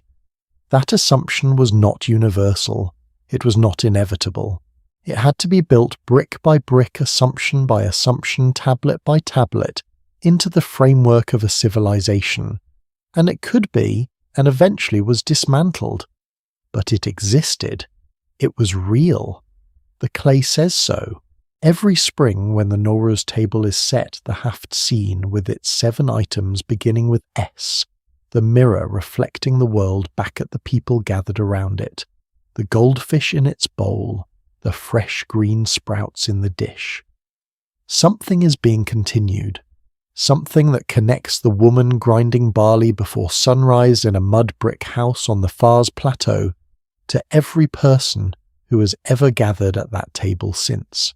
A tradition born in the same civilization that paid its midwives and recorded its pregnant workers and let a businesswoman travel alone across the ancient world. The empire fell, the dynasty ended, the tablets went into a wall, but Noruz survived. 3,000 years and still going. Celebrated by 300 million people. Recognized by the United Nations as International Noruz Day on March 21st. Declared by UNESCO as an intangible cultural heritage of humanity.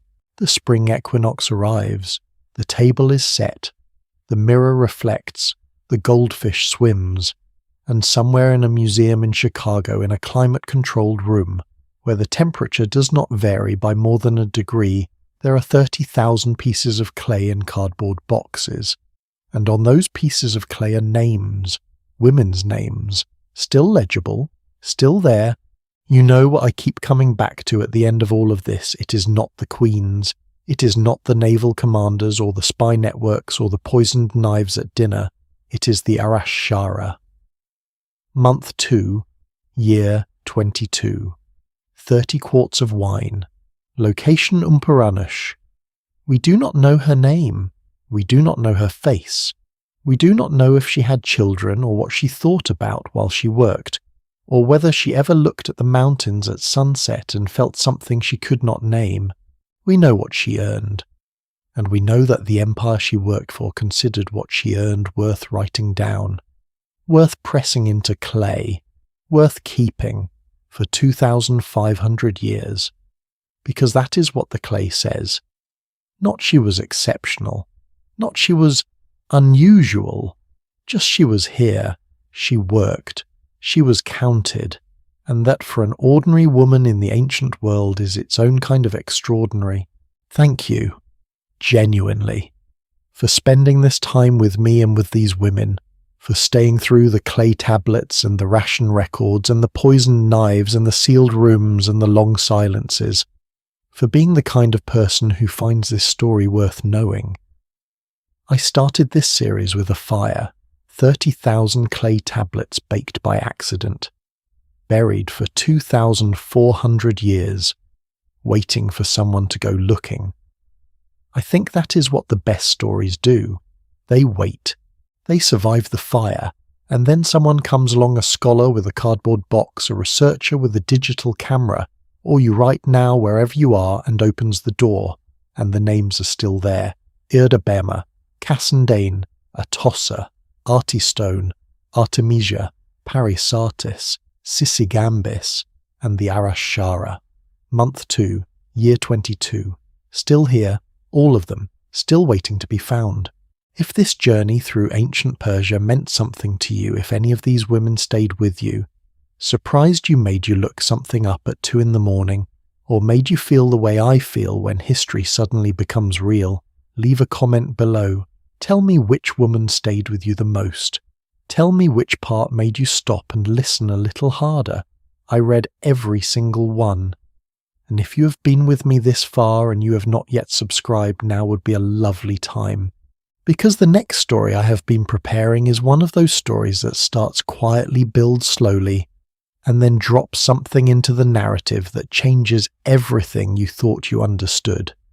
The kind of story that makes you want to tell someone about it immediately. The kind of story that this channel was built to tell. I will see you there. Sleep well tonight, and remember the clay survives the fire. It always does.